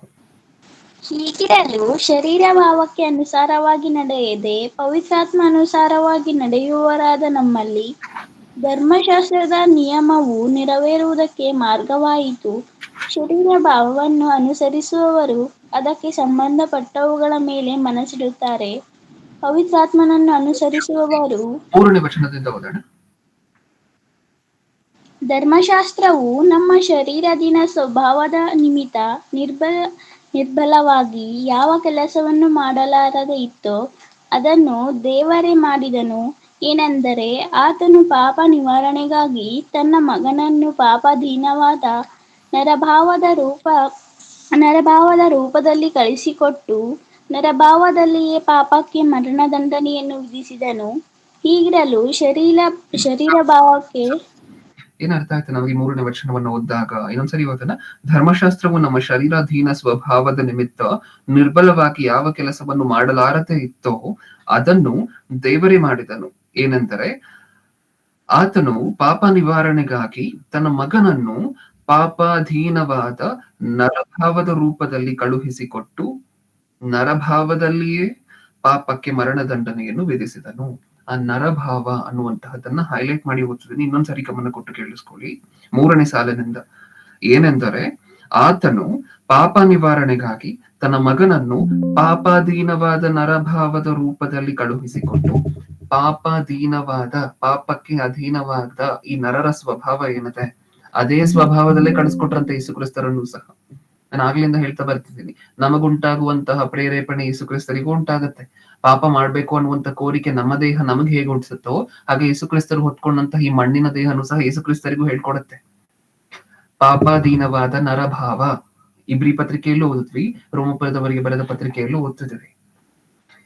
ನಮ್ಮ ತರನೇ ಶರೀರ ಆಗಿದ್ರು, ನಮ್ಮ ರೀತಿಯಾಗಿರುವಂತಹ ಪ್ರೇರೇಪಣೆಗಳೇ ಇದ್ರೂ ಸಹ ನಮಗ್ ಬರುವಂತ ಯಾವ ಪ್ರೇರೇಪಣೆಯೂ ಸಹ ಅದ್ರಲ್ಲಿ ಒಂದೂ ಸಹ ಯೇಸು ಕ್ರಿಸ್ತರಿಗೆ ಇಲ್ಲದೆ ಹೋಗಿಲ್ಲ. ಎಲ್ಲವೂ ಸಹ ಯೇಸು ಕ್ರಿಸ್ತರಿಗೂ ಇತ್ತು. ಚಿಕ್ಕ ವಯಸ್ಸಲ್ಲಾಗಿರ್ಬೋದು, ಎಳೆ ವಯಸ್ಸಿನಲ್ಲಾಗಿರ್ಬೋದು, ಬಾಲ್ಯದಲ್ಲಾಗಿರ್ಬೋದು, ಟೀನೇಜ್ ಅಲ್ಲಾಗಿರ್ಬೋದು, ಯೌವನ ಕಾಲದಲ್ಲಾಗಿರ್ಬೋದು. ನೀವು ನಿಮ್ಮ ಮಕ್ಕಳನ್ನ ಸಮರ್ಥನೆ ಮಾಡ್ಕೊಳ್ತೀರಾ? ನಿಜಾನ? ಟೀನೇಜರ್ ಏನು ಗೊತ್ತಾಗದೆ ಮಾಡ್ಬಿಟ್ಟಿದ್ದಾನೆ, ಜಗಳ ಮಾಡಿ ಬಂದ್ರೆ, ಶಾಲೆಯಲ್ಲಿ ಯಾರಿಗೂ ಹೊಡೆದು ಬಂದ್ರೆ, ಟೀನೇಜರ್ ಅಲ್ವಾ, ನಡೀತಿರುತ್ತೆ, ಸರ್ವೇ ಸಾಮಾನ್ಯ ಸಹಜ ಅಂತ ನೀವು ಅಂತೀರ. ಯೇಸು ಕ್ರಿಸ್ತರಿಗೆ ಏನಿಲ್ಲ, ಟೀನೇಜ್ ಇಲ್ಲ, ಬಾಲ್ಯ ಇಲ್ಲ, ಚಿಕ್ಕ ವಯಸ್ಸಿಲ್ಲ, ಯಾವ ವ್ಯತ್ಯಾಸನೂ ಇಲ್ಲ. ಒಂದ್ ಪಾಪನು ಮಾಡಬಾರ್ದು ಅಷ್ಟೇ. ಕ್ರಿಯೆಯಲ್ಲಿ ಬಿಡಿ, ಆಲೋಚನೆಯಲ್ಲೂ ಮಾಡೋ ಹಂಗಿಲ್ಲ. ಎಳೆ ವಯಸ್ಸಿನಲ್ಲೂ ಹೌದು, ಬಾಲ್ಯದಲ್ಲೂ ಹೌದು, ಟೀನೇಜ್ ಅಲ್ಲೂ ಹೌದು, ಯೌವನ ಕಾಲದಲ್ಲೂ ಹೌದು. ಏನು ಮಾಡೋ ಹಂಗಿಲ್ವಾ? ನಮಗಿಂತ ಉತ್ತಮವಾಗಿರುವಂತಹ ಶರೀರವನ್ನು ಕೊಟ್ಟು ಯೇಸು ಕ್ರಿಸ್ತರು ತಪ್ಪು ಮಾಡದೆ ಹೋಗಿದ್ರೆ ಅದು ಯಾವ ಶ್ರೇಷ್ಠವೂ ಆಗಿರ್ತಿರ್ಲಿಲ್ಲ. ಆದ್ರೆ ನಮ್ಮ ತರ ಶರೀರನೇ ಕೊಟ್ಟು ಯೇಸು ಕ್ರಿಸ್ತರು ಒಂದು ಪಾಪನೂ ಮಾಡದೆ ಜೀವನ ಮಾಡಿದ್ರಲ್ವಾ, ಅದಲ್ವಾ ದೊಡ್ಡ ವಿಚಾರ. ಅದೇ ಅಲ್ವಾ ದೊಡ್ಡ ವಿಚಾರ. ಲಕ್ಷಾಂತರ ರೂಪಾಯಿ ಫೀಸ್ ಕಟ್ಟಿ ಕೋಚಿಂಗ್ ಸೆಂಟರ್ಗೆ ಅದಕ್ಕೆ ಇದಕ್ಕೆ ಎಲ್ಲ ಕಳಿಸಿದ ನಂತರ ಆವಾಗ ಚೆನ್ನಾಗಿ ಓದ್ತಿದ್ದಾನೆ ಅಂತ ಅನ್ಕೊಳ್ಳಿ ಮಗ. ಅದರ ಶ್ರೇಷ್ಠತೆ ಏನದೆ? ಲಕ್ಷಾಂತರ ರೂಪಾಯಿ ಫೀಸ್ ಕಟ್ತೀರ, ಅವ್ರು ಹೋದ್ರೆ ಅಷ್ಟ್ ಚೆನ್ನಾಗಿ ಹೇಳ್ಕೊಡ್ತಾರೆ, ಅಷ್ಟ್ ಚೆನ್ನಾಗಿ ಪಾಠ ಮಾಡ್ತಾರೆ. ಗವರ್ನಮೆಂಟ್ ಶಾಲೆಗಳಲ್ಲಿ ಓದಿರುವಂತಹ ವಿದ್ಯಾರ್ಥಿಗಳನ್ನ ನೋಡಿದೀರಾ? ಅವ್ರು ರ್ಯಾಂಕ್ ತಗೊಳ್ತಾರಲ್ವಾ, ರಾಜ್ಯ ಪೂರ್ತಿ ಏನಂತ ಮಾತಾಡ್ಕೊಳ್ಳುತ್ತೆ. ಒಂದು ರಾಜ್ಯ ಪೂರ್ತಿ ಅಥವಾ ಒಂದು ದೇಶ ಪೂರ್ತಿ ಏನಂತ ಮಾತಾಡ್ಕೊಳ್ಳುತ್ತೆ. ಗವರ್ನಮೆಂಟ್ ಶಾಲೆಯಲ್ಲಿ ಓದಿದ್ರು ಸಹ, ಯಾವ ಸೌಲಭ್ಯನೂ ಇಲ್ಲದೆ ಹೋದ್ರು, ಯಾವ ಸ್ಪೆಷಲ್ ಅಡ್ವಾಂಟೇಜ್ ಇಲ್ಲದೆ ಹೋದ್ರು ಸಹ ಫಸ್ಟ್ ಕ್ಲಾಸ್ ಅಲ್ಲ, ಟಾಪರ್ ಆಗಿದ್ದಾನಲ್ವಾ, 625ಕ್ಕೆ SSLC ಅಲ್ಲಿ 625 ತಗೊಂಡಿದ್ದಾನಲ್ವಾ, ಇದು ದೊಡ್ಡ ವಿಚಾರ ಅಂತ ಮಾತಾಡ್ಕೊಳ್ಳುತ್ತೆ ಪ್ರಪಂಚ ಪೂರ್ತಿ. ಹೌದಾ? ಆ ಸಾಧನೆ ಯೇಸು ಕ್ರಿಸ್ತರದ್ದು, ಆ ಅಚೀವ್ಮೆಂಟ್ ಯೇಸು ಕ್ರಿಸ್ತರದ್ದು. ಅವ್ರ ಕಮಿಟ್ಮೆಂಟ್ ಅನ್ನ ಒಂದ್ಸರಿ ನೋಡಿ ಪ್ರಿಯರೇ. ಕಮಿಟ್ಮೆಂಟ್ ಅಂದ್ರೆ ಇಷ್ಟನೇ ತಾರೀಕು ಈ ಊರ್ಗೆ ಇಷ್ಟು ಕಟ್ಟಬೇಕು, ಅದೆಲ್ಲ ಕಮಿಟ್ಮೆಂಟ್ ಅಂದ್ರೆ. 20ನೇ ತಾರೀಕು ಚೀಟಿ ಹಾಕಿದ್ದೀನಿ, ಚೀಟಿ ಕಟ್ಟಬೇಕು, ಅಥವಾ 30ನೇ ತಾರೀಕು ಇನ್ನೊಂದು ಲೋನ್ ಇದೆ ಅದನ್ನ ಕಟ್ಟಬೇಕು, ಇದೆಲ್ಲ ಕಮಿಟ್ಮೆಂಟ್ ಅಂದ್ರೆ. ಕಮಿಟ್ಮೆಂಟ್ ಅಂದ್ರೆ ಏನ್ ಗೊತ್ತಾ? ಇದು ಯೇಸು ಕ್ರಿಸ್ತರು ತನ್ನ ಜೀವನದಲ್ಲಿ ತೋರಿಸಿದಾರಲ್ವಾ, ಒಂದು ಪಾಪ ಮಾಡದೆ ಬದುಕಿರುವವರೆಗೂ ಸಹ ಇಷ್ಟು ಕೋಟಿ ಜನರ ರಕ್ಷಣೆಯ ನಿಮಿತ್ತ, ಇಷ್ಟು ಕೋಟಿ ಜನರ ಒಳಿತಿನ ನಿಮಿತ್ತ ಜೀವನ ಮಾಡ್ತೇನೆ. ಯೋಚನೆಯಲ್ಲೂ ಪಾಪ ಬರದಂತೆ, ಊಹೆಯಲ್ಲೂ ಪಾಪ ಬರದಂತೆ, ತಪ್ಪು ಬರದಂತೆ ಜೀವನ ಮಾಡ್ತೀನಿ ಅಂತ ಹೇಳಿ ಮಾಡಿದ್ರಲ್ವಾ, ಆ ಕಮಿಟ್ಮೆಂಟ್ ಅನ್ನ ಒಂದ್ಸರಿ ನೋಡಿ. ಅದು ನಮಗೋಸ್ಕರನೇ ಮಾಡಿದಂತಹ ಕಮಿಟ್ಮೆಂಟ್. ಆ ಕಮಿಟ್ಮೆಂಟ್ ಕಾರಣ ಏನಂದ್ರೆ, ನಾವು ಅದನ್ನ ನೋಡಿ ಸ್ಫೂರ್ತಿಯನ್ನ ಹೊಂದಿ ಅವರನ್ನ ಮಾದರಿಯನ್ನಾಗಿಟ್ಕೊಂಡು ನಾವು ಒಂದ್ 2-3 ಜನರ ನಿಮಿತ್ತ ಅದೇ ಕಮಿಟ್ಮೆಂಟ್ ಅನ್ನ ತೋರಿಸ್ತೀವೇನೋ ಅಂತ. ನಿಜನಾ? ಅವರ ಅಷ್ಟೊಂದು ಕಮಿಟೆಡ್ ಆಗಿದ್ದಂತಹ ಏನಕ್ಕೋಸ್ಕರ ತಾನು ತಗೊಂಡಂತಹ ಬಾಧ್ಯತೆಯ ನಿಮಿತ್ತ ನಾವೂ ಸಹ ಯೇಸುಕ್ರಿಸ್ತರ ತ್ಯಾಗವನ್ನ ಅರಿತು ಯೇಸುಕ್ರಿಸ್ತರು ನಮಗೋಸ್ಕರ ಮಾಡಿರುವಂತಹ ಆ ತ್ಯಾಗ ಎಲ್ಲ ಏನಿದೆ ಅದನ್ನ ಒಂದ್ಸಾರಿ ನೆನಪಿಸ್ಕೊಂಡು ನಾವು ಸಹ ಇನ್ನೊಬ್ಬರಿಗೋಸ್ಕರ ಇದೇ ರೀತಿಯಾಗಿರುವಂತಹ ತ್ಯಾಗವನ್ನ ಮಾಡಿ ನಮ್ಮನ್ನ ನಾವು ಕಂಟ್ರೋಲ್ ಮಾಡ್ಕೊಂಡು 4 ಜನಕ್ಕೆ ಮಾದರಿಯಾಗಿತ್ತು ಯೇಸುಕ್ರಿಸ್ತರ ತರನೇ ಪೂರ್ತಿಯಾಗಿರ್ತೀವೇನೋ ಅಂತಾನೆ ಅಲ್ವಾ ಮಾಡಿರುವಂತಹದ್ದು ಅದನ್ನ. ಅವ್ರು ಮಾತ್ರ ತ್ಯಾಗ ಮಾಡಿದ್ರು, ಅವ್ರು ಮಾತ್ರ ಸ್ಫೂರ್ತಿಯಾಗಿದ್ದಾರೆ. ನಾವೇ ಅವ್ರು ಮಾತ್ರ ತನ್ನ ಶರೀರವನ್ನ ಕಂಟ್ರೋಲ್ ಮಾಡ್ಕೊಂಡ್ರು ಕೋಟಿ ಜನರಿಗೋಸ್ಕರ. ನಮ್ಮ ಶರೀರವನ್ನ ನಾವು ಯಾವಾಗ ಕಂಟ್ರೋಲ್ ಮಾಡ್ಕೊಳ್ತಿದ್ದೀವಿ? ನಮ್ಮ ಶರೀರದ ಮೇಲೆ ನಮ್ಗೆ ಕಂಟ್ರೋಲೇ ಇರೋದಿಲ್ಲ. ಯಾವ ವಿಚಾರದಿಂದ ಹಿಡಿದು ಯಾವ ವಿಚಾರದವರೆಗೂ ಕಂಟ್ರೋಲ್ ಇರೋದಿಲ್ಲ. ತುಂಬಾ ಜನ ಬ್ರದರ್ ಇವತ್ತಿಂದ ನಾನು ಇಷ್ಟೇ ಬ್ರದರ್, ಇಷ್ಟು ಮಾತ್ರ ತಿನ್ನುವಂತಹದ್ದು ಬ್ರದರ್, ತುಂಬಾ ಸ್ಟ್ರಿಕ್ಟ್ ಆಗಿ ಡಿಸೈಡ್ ಆಗೋಗಿದ್ದೀನಿ, ಮಧ್ಯಾಹ್ನ ನೀಟಾಗಿ ಡಯಟ್ ಮಾಡ್ತೀನಿ ಅಂತ. ತುಂಬಾ ಈ ಎಕ್ಸಾಂಪಲ್ ರಿಲೆವೆಂಟ್ ಅಲ್ಲ, ಆತ್ಮಕ್ಕೆ ಸಂಬಂಧಪಟ್ಟಿರುವಂತಹದ್ದಲ್ಲ. ಆದ್ರೂ ಏನಕ್ಕೋಸ್ಕರ ಕೊಡ್ತಿದ್ದೀನಿ ಅಂದ್ರೆ ನಮ್ಮನ್ನ ನಾವು ಎಷ್ಟು ಚೆನ್ನಾಗಿ ನಿಯಂತ್ರಣ ಮಾಡ್ಕೊಳ್ತಿದೀವಿ ಅನ್ನೋದಕ್ಕೋಸ್ಕರ ಡಯಟ್ ಮಾಡ್ತಿದ್ದೀನಿ ಬ್ರದರ್ ಇವತ್ತಿಂದ. ಏನ್ ತಿಂತೀರಾ ಹಾಗಿದ್ರೆ? ಮೂರ್ ಹೊತ್ತು ಸಹ ಬರೀ ಫ್ಯಾಟ್ ತುಂಬಾ ಕಮ್ಮಿ ಇರುವಂತ ಆಹಾರವನ್ನು ತಿಂತೀನಿ ಬ್ರದರ್. ಮಧ್ಯಾಹ್ನ ನೋಡಿದ್ರೆ ಯಾರಾದ್ರೂ ತಟ್ಟೆ ತುಂಬಾ ಅನ್ನವನ್ನ ಹಾಕೊಂಡು ಅಥವಾ ಚಿಕನ್ ಕರಿಯನ್ನ ಹಾಕೊಂಡು ಮಿಕ್ಸ್ ಮಾಡ್ಕೊಂಡು ತಿನ್ನುವಂತದನ್ನ ನೋಡಿದ್ರೆ ನಾವು ನಮ್ಮ ತಟ್ಟೆಯಲ್ಲೂ ಸಹ ನೆಕ್ಸ್ಟ್ ಮಿನಿಟೇ ಅದಿರುತ್ತೆ. ಹೌದಾ? ನೀಟಾಗಿ ಎಷ್ಟು ಬೇಕೋ ಅಷ್ಟು ಹೊಟ್ಟೆ ತುಂಬ ತಿಂತಿರ್ತೀವಿ. ಶರೀರದ ತಿನ್ನುವಂತಹ ವಿಚಾರದಲ್ಲೇ ನಮಗ್ ನಿಯಂತ್ರಣ ಇಲ್ಲ. ಅಲ್ಲಿಂದ ನಮ್ಮ ನಿಯಂತ್ರಣ ತಪ್ಪಿದ್ರೆ ಎಲ್ಲಿವರೆಗೂ ನಿಯಂತ್ರಣ ತಪ್ಪದಿರುತ್ತೆ? ಪಾಪ ಮಾಡು, ಇಷ್ಟ ಬಂದಂತೆ ಪಾಪ ಮಾಡು. ನಿನ್ನನ್ನು ಕೇಳೋರು ಯಾರು, ಹೇಳೋರು ಯಾರು? ಒಂದೇ ತಪ್ಪನ್ನ ಇನ್ನೊಂದ್ಸರಿ ಮಾಡು. ನೀನ್ ಹೇಳಿರುವಂತ ಸುಳ್ಳನ್ನು ಇನ್ನೊಂದ್ಸರಿ ಹೇಳು. ಎಷ್ಟು ಬೇಕಾದ್ರೂ ಸುಳ್ಳನ್ನ ಹೇಳು, ಎಷ್ಟು ಬೇಕಾದ್ರೂ ಮೋಸ ಮಾಡು, ಎಷ್ಟು ಬೇಕಾದ್ರೂ ದೋಚ್ಕೋ, ಪರವಾಗಿಲ್ಲ. ಎಷ್ಟು ಬೇಕಾದ್ರೂ ಇನ್ನೊಬ್ಬರ ಬಗ್ಗೆ ಕೆಟ್ಟದಾಗಿ ಯೋಚನೆ ಮಾಡು, ಕ್ಷುಲ್ಲಕವಾಗಿರುವಂತ ಆಲೋಚನೆಗಳನ್ನು ಮಾಡು. ಅವ್ರನ್ನ ಕೆಳಗಡೆ ತಂದು ಇಟ್ಟು ನೀನು ಮನಸ್ಸಲ್ಲಿ ನೋಡು, ಅಂದ್ರೆ ಕೆಳಮಟ್ಟದಲ್ಲಿ ತಂದಿಟ್ಟು ನೋಡು. ಅವ್ರು ಏನು ಇಲ್ಲ ಅಂತ ಹೇಳಿ ಯೋಚನೆ ಮಾಡು, ಅವ್ರು ಸರಿ ಇಲ್ಲ ಅಂತ ಹೇಳಿ ಯೋಚನೆ ಮಾಡು. ಎಷ್ಟ್ ಬೇಕಾದ್ರೂ ಈ ಪಾಪಗಳನ್ನ ಮಾಡ್ಕೊಂಡು ಹೋಗು. ನಮ್ಮ ಮನಸ್ಸು ನಮಗೆ ಕೊಡುವಂತ ಪ್ರೇರೇಪಣೆ. ನಾವು ನಮ್ಮ ಮನಸ್ಸಿನ ಜೊತೆ ಕೈ ಜೋಡಿಸಿ ನೀನ್ ಹೇಳಿದ್ದಕ್ಕೆಲ್ಲ ನಾನು ಒಪ್ಕೊಳ್ತೀನಿ, ಓಕೆ ಡನ್ ಅಂತ ಹೇಳಿ ಮುಂದೆ ಹೋಗ್ತಿರುವಂತವ್ರು. ನಿಯಂತ್ರಣ ಎಲ್ಲಿ? ಕಮಿಟ್ಮೆಂಟ್ ಎಲ್ಲಿ? ಪಟ್ಟಿಯಲ್ಲಿ ಯೇಸುಕ್ರಿಸ್ತರು ತೋರಿಸಿದ್ರಲ್ವಾ ತನ್ನ ಜೀವನದಲ್ಲಿ ಕಮಿಟ್ಮೆಂಟ್, ಅದು ಎಲ್ಲಿ? ಅಷ್ಟು ಕಮಿಟ್ಮೆಂಟ್ ಇಲ್ಲ ಅಂತ ಹೇಳಿದ್ರು. ಅದ್ರಲ್ಲಿ 1% ಬೇಡ, 0.1% ಕಮಿಟ್ಮೆಂಟ್ ಇದ್ರು ಸಹ ನಾವು ಪರಲೋಕಕ್ಕೆ ಹೋಗುವಂತಹದ್ದು ಕನ್ಫರ್ಮ್. ಆದ್ರೆ ಅಷ್ಟು ಕಮಿಟ್ಮೆಂಟ್ ಇಲ್ಲ ನಮಗೇನ್ ಮಾಡುವಂತಹದ್ದು. ಹೌದಾ? ಓಕೆ, ಇಷ್ಟಕ್ಕೂ ಯೇಸುಕ್ರಿಸ್ತರು ಅಷ್ಟೊಂದು ಪರಿಶುದ್ಧವಾಗಿ ತನ್ನ ಜೀವನದುದ್ದಕ್ಕೂ ಜೀವನ ಮಾಡಿದ್ದಾರೆ ಅಂತ ಹೇಳಿದ್ರೆ ಇನ್ ಎಷ್ಟು ದೊಡ್ಡ ಸಿಟಿಯಿಂದ ಬಂದಿರ್ಬೋದಲ್ವಾ ಯೇಸುಕ್ರಿಸ್ತರು? ಇನ್ ಎಷ್ಟು ದೊಡ್ಡ ಸಿಟಿಯಿಂದ ಬಂದಿರ್ಬೋದಲ್ವಾ ಯೇಸುಕ್ರಿಸ್ತರು? ಇನ್ ಎಷ್ಟು ಉನ್ನತವಾಗಿರುವಂತ ಸಿಟಿಯಿಂದ ಬಂದಿರ್ಬೋದಲ್ವಾ? ಯಾಕಂದ್ರೆ ಆಗ ಜನರು ಮಾತಾಡ್ತಿರುವಂತಹ ಮಾತನ್ನ ನೀವು ಕೇಳಿದ್ದೀರಾ. ಯಾಕಂದ್ರೆ ಚಿಕ್ಕ ತಪ್ಪುಗಳನ್ನ ಏನಾದ್ರು ಚಿಕ್ಕ ಮಕ್ಕಳು ಅಥವಾ ಟೀನೇಜ್ ಅಲ್ಲಿ ಇರುವಂತವ್ರು ಮಾಡಿದ್ರೆ ಬ್ರದರ್ ಏನು ಮಾಡ್ಲಿಕ್ಕೆ ಆಗಲ್ಲ. ಬೆಳವಣಿಗೆ ಅಂತವತ್ತು, ಅವ್ರು ಇರುವಂತ ಏರಿಯಾ ಅಂತವತ್ತು ಏನು ಮಾಡ್ಲಿಕ್ಕೆ ಆಗೋದಿಲ್ಲ. ಒಳ್ಳೆ ಏರಿಯಾದಲ್ಲಿ ಬೆಳೆಸ್ಬೇಕು ಬ್ರದರ್ ಮಕ್ಕಳನ್ನ, ಒಳ್ಳೆ ಏರಿಯಾದಲ್ಲಿ. ಓಕೆ, ನೀವ್ ಯೋಚನೆ ಮಾಡಿ ನೋಡಿ, ಒಳ್ಳೆ ಏರಿಯಾದಲ್ಲಿ ಬೆಳೆಸ್ಬೇಕು. ಇನ್ಫ್ಯಾಕ್ಟ್ ಆಮೇಲೆ ಇದನ್ನ ತಪ್ಪಾಗಿ ಅರ್ಥ ಮಾಡ್ಕೋಬಾರದು. ಮಕ್ಕಳನ್ನ ನೀವು ಅವ್ರಿಗೆ ವಾಸ ಮಾಡುವಂತ ಸ್ಥಾನ ಅಥವಾ ಅವ್ರು ನೀವು ಶಾಲೆ ಕಳಿಸುವಂತಹ ಶಾಲೆ, ಇದನ್ನೆಲ್ಲ ನೀವು ನೋಡಿ ಕರೆಕ್ಟಾಗಿ ಡೆಸಿಷನ್ ತಗೋಬೇಕು. ಯಾಕಂದ್ರೆ ಇಷ್ಟ ಬಂದಿದ್ ಕಡೆ ನೀವು ಪರವಾಗಿಲ್ಲ, ಇಲ್ಲಿ ಕಮ್ಮಿ ಇದೆ ಅಂತಾನೋ ಅಥವಾ ಇಲ್ಲಿ ಸುಲಭ ಆಗುತ್ತೆ ಅಂತಾನೋ ಕಳ್ಸಿದ್ರೆ ಮಕ್ಕಳು ಹಾಳಾಗೋಗುವಂತಹದ್ದು ಖಚಿತ.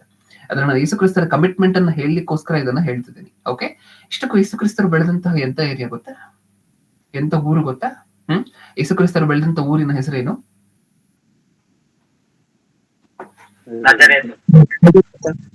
ನಜರೇತ್ ಅಲ್ವಾ? ಓಕೆ, ಇಷ್ಟಕ್ಕೂ ನಜರೇತ್ ಎಂತ ಊರು? ಕೆಲವು ಊರುಗಳಿದೆ ನಮ್ಮ ಭಾರತ ದೇಶದಲ್ಲಿ. ಬಿಹಾರಲ್ಲಿ 1-2-3 ಊರು, ಹಾಗೆ ಡೆಲ್ಲಿಯಲ್ಲಿ 1-2-3 ಊರು ದರೋಡೆಗಳಿಗೆ ಫೇಮಸ್ ದರೋಡೆಗಳಿಗೆ ಅಥವಾ ಕೆಲವು ತಪ್ಪುಗಳಿಗೆ ಕೆಲವು ಊರುಗಳು ಫೇಮಸ್. ಹೌದಾ? ಸ್ಟಾರ್ಪುರಂ ಆಗಿರ್ಬೋದು ಆಂಧ್ರ ಪ್ರದೇಶದಲ್ಲಿ, ನಮ್ಮ ಕರ್ನಾಟಕದಲ್ಲೂ ಸಹ ನಾರ್ದರ್ನ್ ಕರ್ನಾಟಕದಲ್ಲಿ ಒಂದು ಊರಿದೆ. ಈ ಊರುಗಳಿಗೆಲ್ಲ ನೀವು ಹೋಗಿ ಹೊರಗಡೆ ಬಂದ್ರೆ ಬರೋಷ್ಟ್ರಲ್ಲಿ ನಿಮ್ಗೆ ಪರ್ಸ್ ಇರೋದಿಲ್ಲ, ಫೋನ್ ಇರೋದಿಲ್ಲ, ಏನೂ ಇರೋದಿಲ್ಲ. ಅದು ಹೋಯ್ತು ಅಂತನೂ ನಿಮ್ಗೆ ಗೊತ್ತಾಗೋದಿಲ್ಲ. ಹೌದಾ? ನಾ ಹೇಳಿ ನಿಮ್ಗೆ ಅರ್ಥ ಆಯ್ತಾ? ನೀವು ಊರಿಗೆ ಹೋಗುವಂತಹದ್ದಷ್ಟೇ, ಆ ಊರಿಂದ ರಿಟರ್ನ್ ಬರೋಷ್ಟ್ರಲ್ಲಿ ನಿಮ್ಮ ಪರ್ಸ್ ಇರೋದಿಲ್ಲ, ನಿಮ್ಮ ಫೋನ್ ಇರೋದಿಲ್ಲ, ಏನೂ ಇರೋದಿಲ್ಲ. ಜೇಬ್ ಮಾತ್ರ ಕತ್ರಿ ಹಾಕಿ ಕೆಳಗಡೆ ಬಿದ್ದೋಗಿರುತ್ತೆ ಜೇಬು. ಯಾಕಂದ್ರೆ ಕಟ್ಟಾಗೋಗಿರುತ್ತೆ ಜೇಬು, ನಿಮಗೆ ಗೊತ್ತೇ ಇರೋದಿಲ್ಲ ಅದು ಕಟ್ಟಾಗಿದೆ ಅಂತ ಹೇಳಿ. ಹೌದಾ? ಇದು ದರೋಡೆ ನಡೆಯುವಂತಹ ಊರುಗಳಿಗಿರುವಂತಹ ಸ್ಪೆಷಾಲಿಟಿ. ಕಳ್ಳರು ಅತಿ ಹೆಚ್ಚಾಗಿ ವಾಸ ಮಾಡುವಂತಹ ಊರಿನಲ್ಲಿರುವಂತಹ ಸ್ಪೆಷಾಲಿಟಿ. ಅದಕ್ಕೆ ಕೆಲವು ಊರುಗಳಲ್ಲಿ ಸ್ಪೆಷಲ್ ಆಗಿ ಬೋರ್ಡ್ಗಳನ್ನು ಹಾಕಿ ಮತ್ತೆ ಮತ್ತೆ ಮತ್ತೆ ಬೋರ್ಡ್ಗಳನ್ನ ಹಾಕಿರ್ತಾರೆ ಬಸ್ ಸ್ಟ್ಯಾಂಡ್ ಗಳಲ್ಲೆಲ್ಲ. ಜೇಬುಗಳಲ್ಲಿದ್ದಾರೆ ಎಚ್ಚರಿಕೆ, ಜೇಬುಗಳಲ್ಲಿದ್ದಾರೆ ಎಚ್ಚರಿಕೆ ಅಂತ. ನಾರ್ಮಲ್ ಆಗಿ 3 ಕಡೆ ಹಾಕೋದ್ರ ಬದಲು 100 ಕಡೆ ಹಾಕಿರ್ತಾರೆ. ಯಾಕೆ ಅಂತ ಹೇಳಿದ್ರೆ ಈ ಕಾರಣದ ನಿಮಿತ್ತ, ಆ ಊರಿನಲ್ಲಿ ವಾಸ ಮಾಡುವಂತಹ ಜನರ ನಿಮಿತ್ತ. ಈಗ ಆ ಊರಿನಲ್ಲಿರುವಂತವ್ರಿಗೆ ಒಂದು ಮಗು ಹುಟ್ಟು ಅಂತ ಅನ್ಕೊಳ್ಳಿ. ಆ ಊರಿನಲ್ಲಿರುವಂತಹ ಜನರಿಗೆ ಅಥವಾ ಒಂದು ದಂಪತಿಗೆ ಒಂದು ಮಗು ಹುಟ್ಟು ಅಂತ ಅನ್ಕೊಳ್ಳಿ. ಆ ಮಗುನು ನಾಳೆ ಹೇಗ್ ಬೆಳೆಯುತ್ತೆ, ಇವ್ರು ಸರಿಯಾಗಿ ಬೆಳೆಸಿಲ್ಲ ಅಂತ ಹೇಳಿದ್ರೆ ಆ ಊರಲ್ಲಿರುವಂತಹದನ್ನ ನೋಡಿ ಬೆಳೆಯುತ್ತೆ. ನಿಜನ? ಅಪ್ಪ ಪರ್ಸ್ ಕದ್ರೆ ಮಗ ಪರ್ಸ್ ಹಂಗೆ ಇದ್ರು ದುಡ್ಡು ಮಾತ್ರ ಇರೋದಿಲ್ಲ, ಆ ತರ ಟೆಕ್ನಿಕ್ ಕಲ್ತಿರ್ತಾನೆ ಮಗ. ನಿಜನ? ಇವ್ರು ಸರಿಯಾಗಿ ಬೆಳೆಸಿಲ್ಲ ಅಂದ್ರೆ ಹಂಗೆ ಅಲ್ವಾ ಆಗುವಂತಹದ್ದು ಮಕ್ಕಳು ಆ ಊರಿನಲ್ಲಿರುವಂತವ್ರು. ಅಪ್ಪ ಚಿಕ್ಕ ಕಳ್ತನ ಮಾಡಿದ್ರೆ ಮಗ ದೊಡ್ಡ ದೊಡ್ಡ ಬ್ಯಾಂಕ್ ರಾಬರಿ ಮಾಡ್ಲಿಕ್ಕೆ ಶುರು ಮಾಡ್ತಾನೆ. ನಿಜನ? ಅಂದ್ರೆ ಒಂದು ಊರ್ ಸರಿ ಇಲ್ಲ ಅಂತ ಹೇಳಿದ್ರೆ ಒಬ್ಬ ಮನುಷ್ಯ ಯಾವತ್ತಿಗೂ ಸಹ, ಒಬ್ಬ ಮನುಷ್ಯನ ಬೆಳವಣಿಗೆ ಸರಿ ಇಲ್ಲ ಅಂತ ಹೇಳಿದ್ರೆ, ಆ ಮನುಷ್ಯ ಬೆಳೆದಿರುವಂತಹ ವಾತಾವರಣ ಸರಿ ಇಲ್ಲ ಅಂತ ಹೇಳಿದ್ರೆ ಯಾರು ಸಹ ಮಾರ್ಪಡೋದಿಲ್ಲ ಬ್ರದರ್. ಅವ್ರು ಬೆಳೆದಿರುವಂತಹ ವಾತಾವರಣ ಸರಿ ಇರ್ಬೇಕು. ಇದು ನಮ್ಮ ಅಭಿಪ್ರಾಯ, ಅದು ನಿಜವೂ ಹೌದು. ಯಾಕಂದ್ರೆ ಬೆಳವಣಿಗೆ ಸರಿ ಇಲ್ಲ ಅಂತ ಹೇಳಿದ್ರೆ ಯಾರು ಸಹ ಕರೆಕ್ಟ್ ಆಗಿ ಬೆಳಿಲಿಕ್ಕೆ ಆಗೋದಿಲ್ಲ. ಆದ್ರೆ ಯೇಸುಕ್ರಿಸ್ತರಿಗೆ ಇರುವಂತಹ ಸ್ಪೆಷಾಲಿಟಿ ಏನ್ ಗೊತ್ತಾ? ಅದಕ್ಕೆ ನಾವು ಯೇಸುಕ್ರಿಸ್ತರನ್ನ ಕರೆಯುವಂತಹದ್ದು. ಮಣ್ಣಲ್ಲಿರುವಂತಹ ಮಾಣಿಕ್ಯ ಅನ್ನುವಂತಹ ಟೈಟಲ್ ಅನ್ನು ಯಾರಿಗಾದ್ರೂ ಕೊಡ್ಬೇಕಾದ್ರೆ ಅದು ಯೇಸುಕ್ರಿಸ್ತರಿಗೆ ಮಾತ್ರ ಕೊಡ್ಲಿಕ್ಕಾಗುವಂತಹದ್ದು. ಅವ್ರು ಬೆಳೆದಿದ್ ಮಣ್ಣಲ್ಲೇ. ಅಂದ್ರೆ ನಜರೇತ್ ಅನ್ನುವಂತಹ ಊರು ಏನಿದೆ, ಈ ಊರು ಸಹ ಫೇಮಸ್ ಏನಕ್ಕೆ ಅಂದ್ರೆ ತಪ್ಪು ಕೆಲಸಗಳಿಗೋಸ್ಕರ ಫೇಮಸ್. ನಜರೇತ್ ಅನ್ನುವಂತಹ ಊರು, ಸತ್ಯವೇದದಲ್ಲಿ ನೋಡೋಣ ಮಾತನ್ನ. ತಪ್ಪು ಕೆಲಸಗಳಿಗೋಸ್ಕರ, ಪಾಪದ ಕೆಲಸಗಳಿಗೋಸ್ಕರ, ನೀಚ ಕೃತ್ಯಗಳಿಗೆ ನಜರೇತ್ ಅನ್ನುವಂತಹದ್ದು ಪಾಪ್ಯುಲರ್. ಅಲ್ಲಿ ಬೆಳೆದಂತವ್ರು ಯಾರೂ ಸಹ ಉತ್ತಮರಲ್ಲ ಅನ್ನುವಂತಹದ್ದು ಜನರ ಮನಸ್ಸಿನಲ್ಲಿರುವಂತಹ ಕನ್ಸೆಪ್ಷನ್ ಮೊದಲನೇ ಶತಮಾನದಲ್ಲಿ. ನಜರೇತ್ ಅಂದ್ರೆ ಎಂತ ಊರು ಅಂತ ಹೇಳಿದ್ರೆ, ಸುಮಾರು ಸಾರಿ ನಾವು ದಂಡುಪಾಳ್ಯ ಅದು ಇದು ಸುಮಾರು ಸಾರಿ ಕೇಳಿದೀವಲ್ವಾ, ಊರುಗಳ ಹೆಸರುಗಳು. ಇನ್ನೊಂದು ಕಳ್ಳತನ ಮಾಡು ಸ್ಟಾಟ್ಪುರಂ, ನಾನು ಆಗ್ಲೇ ಹೇಳಿದೆ, ಈ ಹೆಸರುಗಳನ್ನೆಲ್ಲ ಕೇಳಿದೀವಲ್ವಾ. ಈ ಊರಲ್ಲಿ ಯಾರಾದ್ರೂ ಒಬ್ರಾದ್ರೂ ಒಳ್ಳೆಯವ್ರು ಇರ್ತಾರ ಅಂತ ನಾವ್ ಹೇಗ್ ಪ್ರಶ್ನೆ ಮಾಡ್ತೀವೋ, ಮೊದಲನೇ ಶತಮಾನದಲ್ಲಿದ್ದಂತಹ ಜನ ನಜರೇತಿಂದ ಯಾವ್ದಾದ್ರು ಒಳ್ಳೇದ್ ಬರಕ್ಕಾಗತ್ತಾ, ಅಲ್ಲಿ ಯಾವ್ದಾದ್ರು ಒಳ್ಳೇದ್ ವಾಸ ಆದ್ರೂ ಮಾಡತ್ತಾ ಅಂತ ಅಂತ ಯಾವ ಊರಿನ ಬಗ್ಗೆ ಅಂತ ಅನ್ಕೊಂಡಿದ್ರು, ಆ ಊರಿಗಿದ್ದಂತಹ ಆ ಊರಲ್ಲಿ ಬೆಳೆದಂತವ್ರು ಯೇಸುಕ್ರಿಸ್ತರು. ಒಂದ್ಸರಿ ನೋಡೋಣ ಆ ಮಾತನ್ನ. ಯೋಹಾನನು ಬರೆದ ಸುವಾರ್ತೆ 2 ನಿಮಿಷ ಮುಗಿಸ್ಕೊಳ್ಳೋಣ. 1ನೇ ಅಧ್ಯಾಯ 46ನೇ ವಚನ.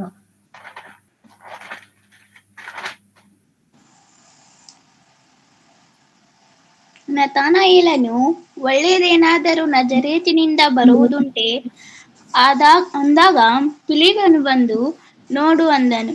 ಯೇಸು ತನ್ನ ಕಡೆಗೆ ಬರುವ ನತಾನಯೇಲನನ್ನು ಕಂಡು ಅವನ ವಿಷಯವಾಗಿ, ಇಗೋ, ಇವನು ನಿಜವಾದ ಇಸ್ರಾಯೇಲನು, ಇವನಲ್ಲಿ ಕಪಟವಿಲ್ಲ ಅಂದನು. ನತಾನಯೇಲನು ಏನ್ ಹೇಳ್ತಾ ಇದ್ದೀವಿ ಮಾತಿನಿಂದ ನಮಗೆ? 46ನೇ ವಚನ. ನತಾನಯೇಲನು, ಒಳ್ಳೇದೇನಾದರೂ ನಜರೇತಿನಿಂದ ಬರುವುದುಂಟೆ. ಒಳ್ಳೇದೇನಾದ್ರೂ ನಜರೇತಿಂದ ಬರುತ್ತಾ ಅಂದ್ರೆ ನಜರೇತ್ ಎಂತ ಊರು ಅಂತ ನಿಮ್ಗೆ ಅರ್ಥ ಆಗುತ್ತದೆ ಈ ವಚನದಿಂದ. ಒಳ್ಳೇದೇನಾದ್ರೂ ನಜರೇತಿಂದ ಬರುತ್ತಾ? ಒಳ್ಳೆಯವ್ರು ಯಾರಾದ್ರೂ ಸದ್ಯ ವಾಸ ಮಾಡ್ಲಿಕ್ಕಾದ್ರೂ ಆಗತ್ತಾ ನಜರೇತಲ್ಲಿ? ನಜರೇತಲ್ಲಿ ವಾಸ ಮಾಡಿದವರೆಲ್ಲ ದರೋಡೆಕೋರರೇ, ಮೋಸಗಾರರೇ, ಅನ್ಯಾಯಗಾರರೇ, ಯಾರು ಒಳ್ಳೆಯವರಿಲ್ಲ ನಜರೇತಲ್ಲಿ ಅನ್ನುವಂತಹ ಕನ್ಸೆಪ್ಷನ್ ಇತ್ತು ಜನರ ಮನಸ್ಸಿನಲ್ಲಿ. ಆ ಊರಲ್ಲಿ ಬೆಳೆದವರ ಯೇಸುಕ್ರಿಸ್ತರು. ಉತ್ತಮವಾಗಿರುವಂತಹ ಊರಲ್ಲಿ ಎಲ್ಲರೂ ಒಳ್ಳೆಯವರು, ಎಲ್ಲರೂ ಹೆಲ್ಪ್ ಮಾಡುವಂತವ್ರು, ಎಲ್ಲರೂ ಒಳ್ಳೊಳ್ಳೆ ಆಲೋಚನೆಗಳನ್ನ ಇಟ್ಕೊಂಡಿರುವಂತಹ ಊರಲ್ಲಿ ಬೆಳೆದವರಲ್ಲ ಯೇಸುಕ್ರಿಸ್ತರು. ಎಂತ ಊರಲ್ಲಿ ಬೆಳೆದವರು? ಪಾಪಿಷ್ಟ ಊರಲ್ಲಿ ಬೆಳೆದಂತವ್ರು ಯೇಸುಕ್ರಿಸ್ತರು. ಪಾಪ ಮಾಡದಂತೆ ಪಾಪಿಷ್ಟ ಊರಲ್ಲಿ ಬೆಳೆದಂತವ್ರು ಯೇಸುಕ್ರಿಸ್ತರು. ಹೌದಾ? ಇನ್ನೊಂದ್ಸರಿ ಓದೋಣ. ನತಾನಯೇಲನು, ಒಳ್ಳೆಯದೇನಾದರೂ ನಜರೇತಿನಿಂದ ಬರುವುದುಂಟೆ ಅಂದಾಗ ಫಿಲಿಪ್ಪನು ಬಂದು ನೋಡು ಅಂದನು. 47ನೇ ವಚನ. ಯೇಸು ತನ್ನ ಕಡೆಗೆ ಬರುವ ನತಾನಯೇಲನನ್ನು ಕಂಡು ಅವನ ವಿಷಯವಾಗಿ, ಇಗೋ, ಇದು ನಿಜವಾದ ಇಸ್ರಾಯೇಲ್, ಕಪಟವಿಲ್ಲ ಅಂತನು. ಅಂದ್ರೆ ಯೇಸುಕ್ರಿಸ್ತರು ಬೆಳೆದಂತಹ ಊರು ಏನು ಅನ್ನುವಂತಹದಕ್ಕೋಸ್ಕರ ಈ ವಚನವನ್ನ ಓದಿಸಿತ್ತು. ಜನರ ಮನಸ್ಸಲ್ಲಿರುವಂತಹ ಕನ್ಸೆಪ್ಷನ್ ಏನು? ಅಲ್ಲಿ ಒಳ್ಳೇದೇನೂ ಇರೋದಿಲ್ಲ, ಅಲ್ಲಿ ಬೆಳೆದವ್ರು ಯಾರು ಒಳ್ಳೆಯವರಲ್ಲ, ಅಲ್ಲಿ ಬೆಳೆದವರೆಲ್ಲ ಮೋಸಗಾರರೇ. ಆ ಊರಲ್ಲಿ ಬೆಳೆದವರ ಯೇಸುಕ್ರಿಸ್ತರು. ನಾವ್ ಇಷ್ಟೊಂದು ರೀಸನ್ಸ್ ಅನ್ನ ಕೊಡ್ತೀವಲ್ವಾ ತಪ್ಪು ಮಾಡ್ಲಿಕ್ಕೆ, ಪಾಪ ಮಾಡ್ಲಿಕ್ಕೆ, ನಮ್ಮ ಮನಸ್ಸನ್ನು ಹದ್ದು ಬಸ್ತಿನಲ್ಲಿ ಇಟ್ಕೊಂಡೇ ಇರ್ಲಿಕ್ಕೆ, ಕಮಿಟ್ಮೆಂಟ್ ಇಲ್ಲದೆ ಇರ್ಲಿಕ್ಕೆ. ಯೇಸುಕ್ರಿಸ್ತರು ಎಂತ ಊರಲ್ಲಿ ಬೆಳೆದ್ರು ಸಹ, ಸುತ್ತ ಇರುವಂತವ್ರೆಲ್ಲರೂ ಪಾಪ ಮಾಡ್ತಿದ್ರು ಸಹ, ಸುತ್ತ ಇರುವಂತವ್ರೆಲ್ಲರೂ ಅನ್ಯಾಯಗಾರರೇ ಆಗಿದ್ರು ಸಹ, ತನ್ನನ್ನ ತಾನು ಯಾವತ್ತೂ ಅದಕ್ಕೆ ಒಪ್ಪಿಸಿಲ್ಲ. ಕೆಸರು ನಮಗ್ ಗೊತ್ತಲ್ವಾ? ಕೆಸರಲ್ಲಿ ಏನ್ ಬೆಳೆಯುತ್ತೆ? ಕಮಲದ ಹೂ ಬೆಳೀತಾ. ಯಾರು ಬೆಳೆದಿತ್ತು? ಯೇಸುಕ್ರಿಸ್ತರು. ತಾನಿದ್ದಂತಹ ಪ್ರದೇಶ ಪೂರ್ತಿ ಕೆಸರಾಗಿದ್ರು ಸಹ. ನಾವೆಂತವ್ರು ಅಂದ್ರೆ, ಬ್ರದರ್, ನಾನ್ ಕೆಸರಲ್ಲಿ ವಾಸ ಮಾಡ್ತಿದ್ದೀನಿ, ನಾನು ಕೆಸರೇ ಆಗೋಗ್ತೀನಿ ಅನ್ನುವಂಥವ್ರು ನಾವು. ಯೇಸುಕ್ರಿಸ್ತರು ನೀವು ಕೆಸರಲ್ಲಿ ಬಿಟ್ರು ಒಂದೂ ತಪ್ಪು ಮಾಡದಂತೆ, ಆ ಕೆಸರನ್ನ ಮೈಗಂಟಿಸಿಕೊಳ್ಳದಂತೆ, ಮೀನಿನ ರೀತಿ ಉಪ್ಪಲ್ಲೇ ಇದ್ರೂ ಸಹ ಆ ಉಪ್ಪನ್ನ ಮೈಗಂಟಿಸಿಕೊಳ್ಳದಂತೆ, ಆ ಮೀನ್ ಹೇಗೋ ಹಾಗೆ ಸುತ್ತ ಇರುವಂತ ಸಮಾಜ, ಸುತ್ತ ಇರುವಂತಹ ಪ್ರಪಂಚ ಪಾಪಿಷ್ಟ ಪ್ರಪಂಚ ಆಗಿದ್ರು, ಪಾಪಿಷ್ಟ ಊರಾಗಿದ್ರು, ಇರುವಂತ ಊರಲ್ಲೆಲ್ಲ ಇನ್ನೂ ಪಾಪಿಷ್ಟಿ ಊರಾಗಿದ್ರು ಸಹ ಆ ಊರಲ್ಲಿ ವಾಸ ಮಾಡಿದ್ರು ಕಮಿಟ್ಮೆಂಟ್ ಅನ್ನು ಬಿಡಿಯಲ್ಲ. ತನ್ನನ್ನು ತಾನು ಪರಿಶುದ್ಧವಾಗಿ ಕಾಪಾಡ್ಕೊಂಡ್ರು. ಆಲೋಚನೆಯಲ್ಲಿ, ನಡವಳಿಕೆಯಲ್ಲಿ, ಕ್ರಿಯೆಯಲ್ಲಿ, ಪ್ರತಿಯೊಂದರಲ್ಲೂ ಸಹ ಒಂದೇ ಒಂದು ಮಿಸ್ಟೇಕ್ ಇಲ್ಲದೆ, ಒಂದೇ ಒಂದು ತಪ್ಪಿಲ್ಲದೆ, ಒಂದೇ ಒಂದು ಎರರ್ ಇಲ್ಲದೆ ಕಾಪಾಡ್ಕೊಂಡ್ರು. ಆ ಕಮಿಟ್ಮೆಂಟ್ ಅಲ್ಲಿ ನಾನು ಆಗ್ಲೇ ಹೇಳಿದ್ನಲ್ವಾ, 0.1% ಆದ್ರೂ ನಾವು ಇನ್ ಮುಂದೆ ಇಟ್ಕೊಂಡು ಜೀವನ ಮಾಡ್ತೀವ? ನಮ್ಮ ಮನಸ್ಸು ಹೇಳುತ್ತೆ, ಸಾಕಷ್ಟು ಹೇಳುತ್ತೆ. ನಮ್ಮ ಮನಸ್ಸು ಹೇಳಿದಂತಹ ಮಾತು ಅಥವಾ ನಮ್ಮ ಶರೀರ ಕೊಟ್ಟಂತಹ ಪ್ರೇರೇಪಣೆಗೆಲ್ಲ ನಾವು ಒಳಗಾಗಿ ಹೊರಟೋದ್ರೆ ನಾವು ಮಾಡುವಂತಹ ತಪ್ಪುಗಳಿಗೆ ಇನ್ನು ಲಿಮಿಟ್ ಇರೋದಿಲ್ಲ, ಅಷ್ಟು ತಪ್ಪುಗಳನ್ನ ಮಾಡ್ತೀವಿ. ಅದಕ್ಕೋಸ್ಕರ ಯಾವಾಗ್ಲಾದ್ರೂ ನಮ್ಮ ಶರೀರ ನಮಗೆ ಈ ತರ ಎಲ್ಲ ಪ್ರೇರೇಪಣೆ ಮಾಡ್ತದೆ, ತಪ್ಪು ಮಾಡ್ಬೇಕು ಅನಿಸ್ತದೆ ಅಂತ ಹೇಳಿದಾಗ, ಅಥವಾ ಇರುವಂತಹ ತಪ್ಪನ್ನ ಬಿಡ್ಲಿಕ್ಕೆ ಆಗ್ತಿಲ್ಲ ಅನ್ನುವಂತಹ ಸಿಚುವೇಶನ್ಗಳು ಬಂದಾಗ ಒಂದ್ಸರಿ ಯೇಸು ಕ್ರಿಸ್ತರನ್ನ ನೆನಪು ಮಾಡ್ಕೊಳ್ಳಿ. ಅವತ್ತು ಯೇಸು ಕ್ರಿಸ್ತರು ಸಹ ಅದೇ ರೀತಿಯಾಗಿ ತನ್ನ ಶರೀರ ಕೊಟ್ಟಂತಹ ಪ್ರೇರೇಪಣೆಗೆ ಒಳಗಾಗಿದ್ರೆ ಇವತ್ತು ನಾವ್ ಇರ್ತಾ ಇರ್ಲಿಲ್ಲ ಕ್ರೈಸ್ತರಾಗಿ. ಇವತ್ತು ನಮಗ್ ದೀಕ್ಷಾ ಸ್ನಾನ ಅನ್ನುವಂತಹ ಈ ಭಾಗ್ಯ ಇಲ್ಲ. ಇವತ್ತು ದೀಕ್ಷಾ ಸ್ನಾನ ತಗೊಂಡ್ರೆ ನಮ್ಮ ಪಾಪಗಳು ತೊಳೆಯಲ್ಪಡುತ್ತೆ ಅನ್ನುವಂತಹ ಕೃಪೆ ಇಲ್ಲ. ಹೌದಾ? ಅವತ್ತು ತನ್ನನ್ನ ತಾನು ಪರಿಶುದ್ಧವಾಗಿ ಇಟ್ಕೊಂಡಿದ್ದಕ್ಕೆ, ಅವತ್ತು ಕಮಿಟೆಡ್ ಆಗಿದ್ದಕ್ಕೆ ಪ್ರತಿಯೊಂದು ವಿಚಾರದಲ್ಲೂ ಸಹ ಯೇಸು ಕ್ರಿಸ್ತರು ಇವತ್ತು ಈ ಭಾಗ್ಯವನ್ನ ನಾವು ಅನುಭವಿಸ್ತಿದ್ದೇವೆ. ನೀವು ಕಮಿಟೆಡ್ ಆಗಿದ್ರೆ, ನಮ್ಮನ್ನ ನಾವು ಪರಿಶುದ್ಧರನ್ನಾಗಿ ಇಟ್ಕೊಂಡ್ರೆ, ನಾವು ಅದೇ ಹದ್ದುಬಸ್ತನ ನಮ್ಮ ಮೇಲೂ ಇಟ್ಕೊಂಡ್ರೆ ನಮ್ಮಿಂದ ಒಂದಷ್ಟು ಜನಕ್ಕೆ ಉಪಯೋಗ ಆಗುತ್ತಲ್ವಾ? ನಾವು ಒಂದಷ್ಟು ಜನಕ್ಕೆ ಮಾದರಿಗಳಾಗ್ತಿವಲ್ವಾ? ನಮ್ಮನ್ನ ನೋಡಿ ಒಂದಷ್ಟು ಜನ ಕಲಿತಾರಲ್ವಾ? ನಮ್ಮನ್ನ ನೋಡಿ ಒಂದಷ್ಟು ಜನ ಕಲಿತ ಯೇಸು ಕ್ರಿಸ್ತರ ಹತ್ರ ಬರ್ತಾರಲ್ವಾ? ಯೋಚನೆ ಮಾಡಿ ನೋಡಿ ಇದರ ಬಗ್ಗೆ. ಓಕೆ, ನಿಮಗೆಲ್ಲ ಸಂದೇಶ ಈಗಾಗಲೇ ನಾವು ಆಲೋಚನೆ ಮಾಡಿರುವಂತಹದ್ದು ಅರ್ಥ ಆಗಿದೆ ಅಂತ ಹೇಳಿ ನಾನು ನಂಬ್ತಿದ್ದೇನೆ. ಕಣ್ಮುಚ್ಚಿ ಪ್ರಾರ್ಥನೆ ಮಾಡಿ ಮುಗಿಸ್ಕೊಳ್ಳೋಣ. ಪ್ರೀತಿಯುಳ್ಳ ಪರಲೋಕದಲ್ಲಿರುವ ನಮ್ಮ ತಂದೆ, ಅಪ್ಪ, ನಿಮ್ಮ ಮಗನನ್ನ ನೀವು ನಮಗೋಸ್ಕರ ಕಳಿಸಿಕೊಟ್ಟಂತಹ ತ್ಯಾಗ ಒಂದು ಕಡೆ ಆದ್ರೆ, ನಿಮ್ಮ ಮಗನು ಹುಟ್ಟಿದಂದಿನಿಂದ ಕೊನೆಯವರೆಗೂ ಒಂದು ತಪ್ಪನ್ನು ಮಾಡದೆ ಪಾಪಿಸ್ಟಿ ಲೋಕದಲ್ಲಿ ಜೀವನ ಮಾಡಿದ್ರು ಸಹ, ಪಾಪಿಸ್ಟ ಊರಲ್ಲಿ ಜೀವನ ಮಾಡಿದ್ರು ಸಹ, ಸುತ್ತ ಇರುವಂತವರೆಲ್ಲರೂ ಸಹ ಪಾಪಿಗಳೇ ಆಗಿದ್ರು ಸಹ ಇವರೊಬ್ಬರು ಮಾತ್ರ ಪರಿಶುದ್ಧರಾಗಿ ಜೀವನ ಮಾಡ್ತಾರೆ. ಆ ಕಮಿಟ್ಮೆಂಟ್ ಅನ್ನ, ಪಟ್ಟನ್ನ, ಸಾಧನೆಯನ್ನ ಬಿಡದೆ ಅದನ್ನ ಮುಂದುವರಿಸ್ಕೊಂಡು ಹೋಗ್ತಾ ಇದ್ದಂತೆ. ಎಷ್ಟು ಪ್ರೇರೇಪಣೆ ಬಂದ್ರು, ಒಂದು ಸೇವಕ ತನ್ನ ವಿರುದ್ಧವಾಗಿ ಬಂದು ನಿಂತು ಇಷ್ಟ ಬಂದಾಗಿ ಮಾತಾಡಿದ್ರೂ ಸಹ ಯಾವ ಶೋಧನೆಗೂ ಜಾಗ ಕೊಡದೆ, ಶೋಧನೆಗೆ ಬಲಿಯಾಗದೆ, ಪ್ರತಿಯೊಂದನ್ನು ಜೀವನ ಪೂರ್ತಿ ಜಯಿಸ್ಕೊಂಡು ಬಂದಂತಹ ನಿಮ್ಮ ಮಗನನ್ನ ಇವತ್ತು ನಾವು ಸ್ಫೂರ್ತಿಯಾಗಿ ಇಟ್ಕೋಬೇಕು ಅಂತ ಹೇಳಿ ನಿರ್ಧಾರ ಮಾಡಿದ್ವಿ ತಂದೆ. ಸ್ಫೂರ್ತಿಯಾಗಿ ಇಟ್ಕೊಂಡು ಮುಂದೆ ನಮ್ಮ ಜೀವನದಲ್ಲೂ ಸಹ ನಿಮ್ಮ ಮಗ ಇಷ್ಟು ಕೋಟಿ ಜನರನ್ನ ರಕ್ಷಿಸ್ಲಿಕ್ಕೋಸ್ಕರ ತೋರಿಸಿದಂತಹ ಕಮಿಟ್ಮೆಂಟ್ ಅನ್ನ, ಸಾಧನೆಯನ್ನ ನಾವು ಒಂದಷ್ಟು ಜನರನ್ನ ನಮ್ಮ ಜೀವನದಲ್ಲಿ ರಕ್ಷಿಸ್ಲಿಕ್ಕೋಸ್ಕರ ನಾವು ಅಷ್ಟು ಕಷ್ಟಪಟ್ಟು ನಮ್ಮ ಮನಸ್ಸನ್ನ ನಿಯಂತ್ರಣದಲ್ಲಿ ಇಟ್ಕೊಂಡು, ನಮ್ಮ ಮನಸ್ಸನ್ನ ಹದ್ದುಬಸ್ತಿನಲ್ಲಿ ಇಟ್ಕೊಂಡು ನಿಮ್ಮ ಮಗನು ತೋರಿಸಿದಂತಹ ಕಮಿಟ್ಮೆಂಟ್ ಅನ್ನೇ ನಮ್ಮ ಜೀವನದಲ್ಲಿ ನಾವು ತೋರಿಸ್ತೀವಿ ಅನ್ನುವಂತಹ ಭರವಸೆ ಕೊಡ್ತಾ, ಅದಕ್ಕೆ ಬೇಕಾಗಿರುವಂತಹ ಬಲವನ್ನು, ಶಕ್ತಿಯನ್ನ ನೀವು ನಮಗೆ ಕೊಟ್ಟು ನಡೆಸಿ ಅನ್ನುವಂತಹ ಬೇಡಿಕೆ ನಿಮ್ಮ ಮುಂದೆ ಇಡ್ತಾ, ಕೇಳಿರುವಂತಹ ಪ್ರತಿಯೊಬ್ಬೊಬ್ಬರೂ ಸಹ ತಮ್ಮ ಜೀವನಗಳಲ್ಲಿ ತಾವು ಕೇಳಿದಂತಹ ಸಂದೇಶಗಳನ್ನ ಅಳವಡಿಸ್ಕೊಳ್ಲಿಕ್ಕೆ ಅವಕಾಶವನ್ನು, ಭಾಗ್ಯವನ್ನು ಕೊಟ್ಟು ನಡೆಸಿ ಅನ್ನುವಂತಹ ಬೇಡಿಕೆ ನಿಮ್ಮ ಮುಂದೆ ಇಡ್ತಾ, ಎಲ್ಲ ದೈವ ಸಂದೇಶಕರು ಅವರ ಕುಟುಂಬದ ಅವಶ್ಯಕತೆಗಳು, ಅವರ ಅನಿವಾರ್ಯತೆಗಳು, ಅವರ ಆರೋಗ್ಯ ಪರಿಸ್ಥಿತಿಗಳು ಪ್ರತಿಯೊಂದನ್ನು ನೆನಪು ಮಾಡ್ಕೊಳ್ಳಿ ಅನ್ನುವಂತಹ ಬೇಡಿಕೆ ನಿಮ್ಮ ಮುಂದೆ ಇಡ್ತಾ, ನನ್ನ ಪ್ರಾರ್ಥನೆ ಯೇಸು ಕ್ರಿಸ್ತರ ನಾಮದಲ್ಲಿ ಬೇಡಿಕೊಳ್ಳುತ್ತಿದ್ದೇನೆ ಪರಲೋಕದಲ್ಲಿರುವ ನಮ್ಮ ತಂದೆ, ಆಮೆನ್. ನಮ್ಮ ತಂದೆಯಾದ ದೇವರ ಪ್ರೀತಿ, ನಮ್ಮ ರಕ್ಷಕರು, ವಿಮೋಚಕರು, ಸ್ವತಃ ದೇವರು ಆಗಿರುವಂತಹ ಯೇಸು ಕ್ರಿಸ್ತರ ಕೃಪೆಯು, ಪರಿಶುದ್ಧಾತ್ಮ ದೇವರ ಅನ್ಯೋನ್ಯ ಸಹವಾಸ ಇಂದು ಎಂದು ಸದಾಕಾಲವು ನಮ್ಮೆಲ್ಲರೊಂದಿಗೂ ಇರಲಿ. ಆಮೆನ್.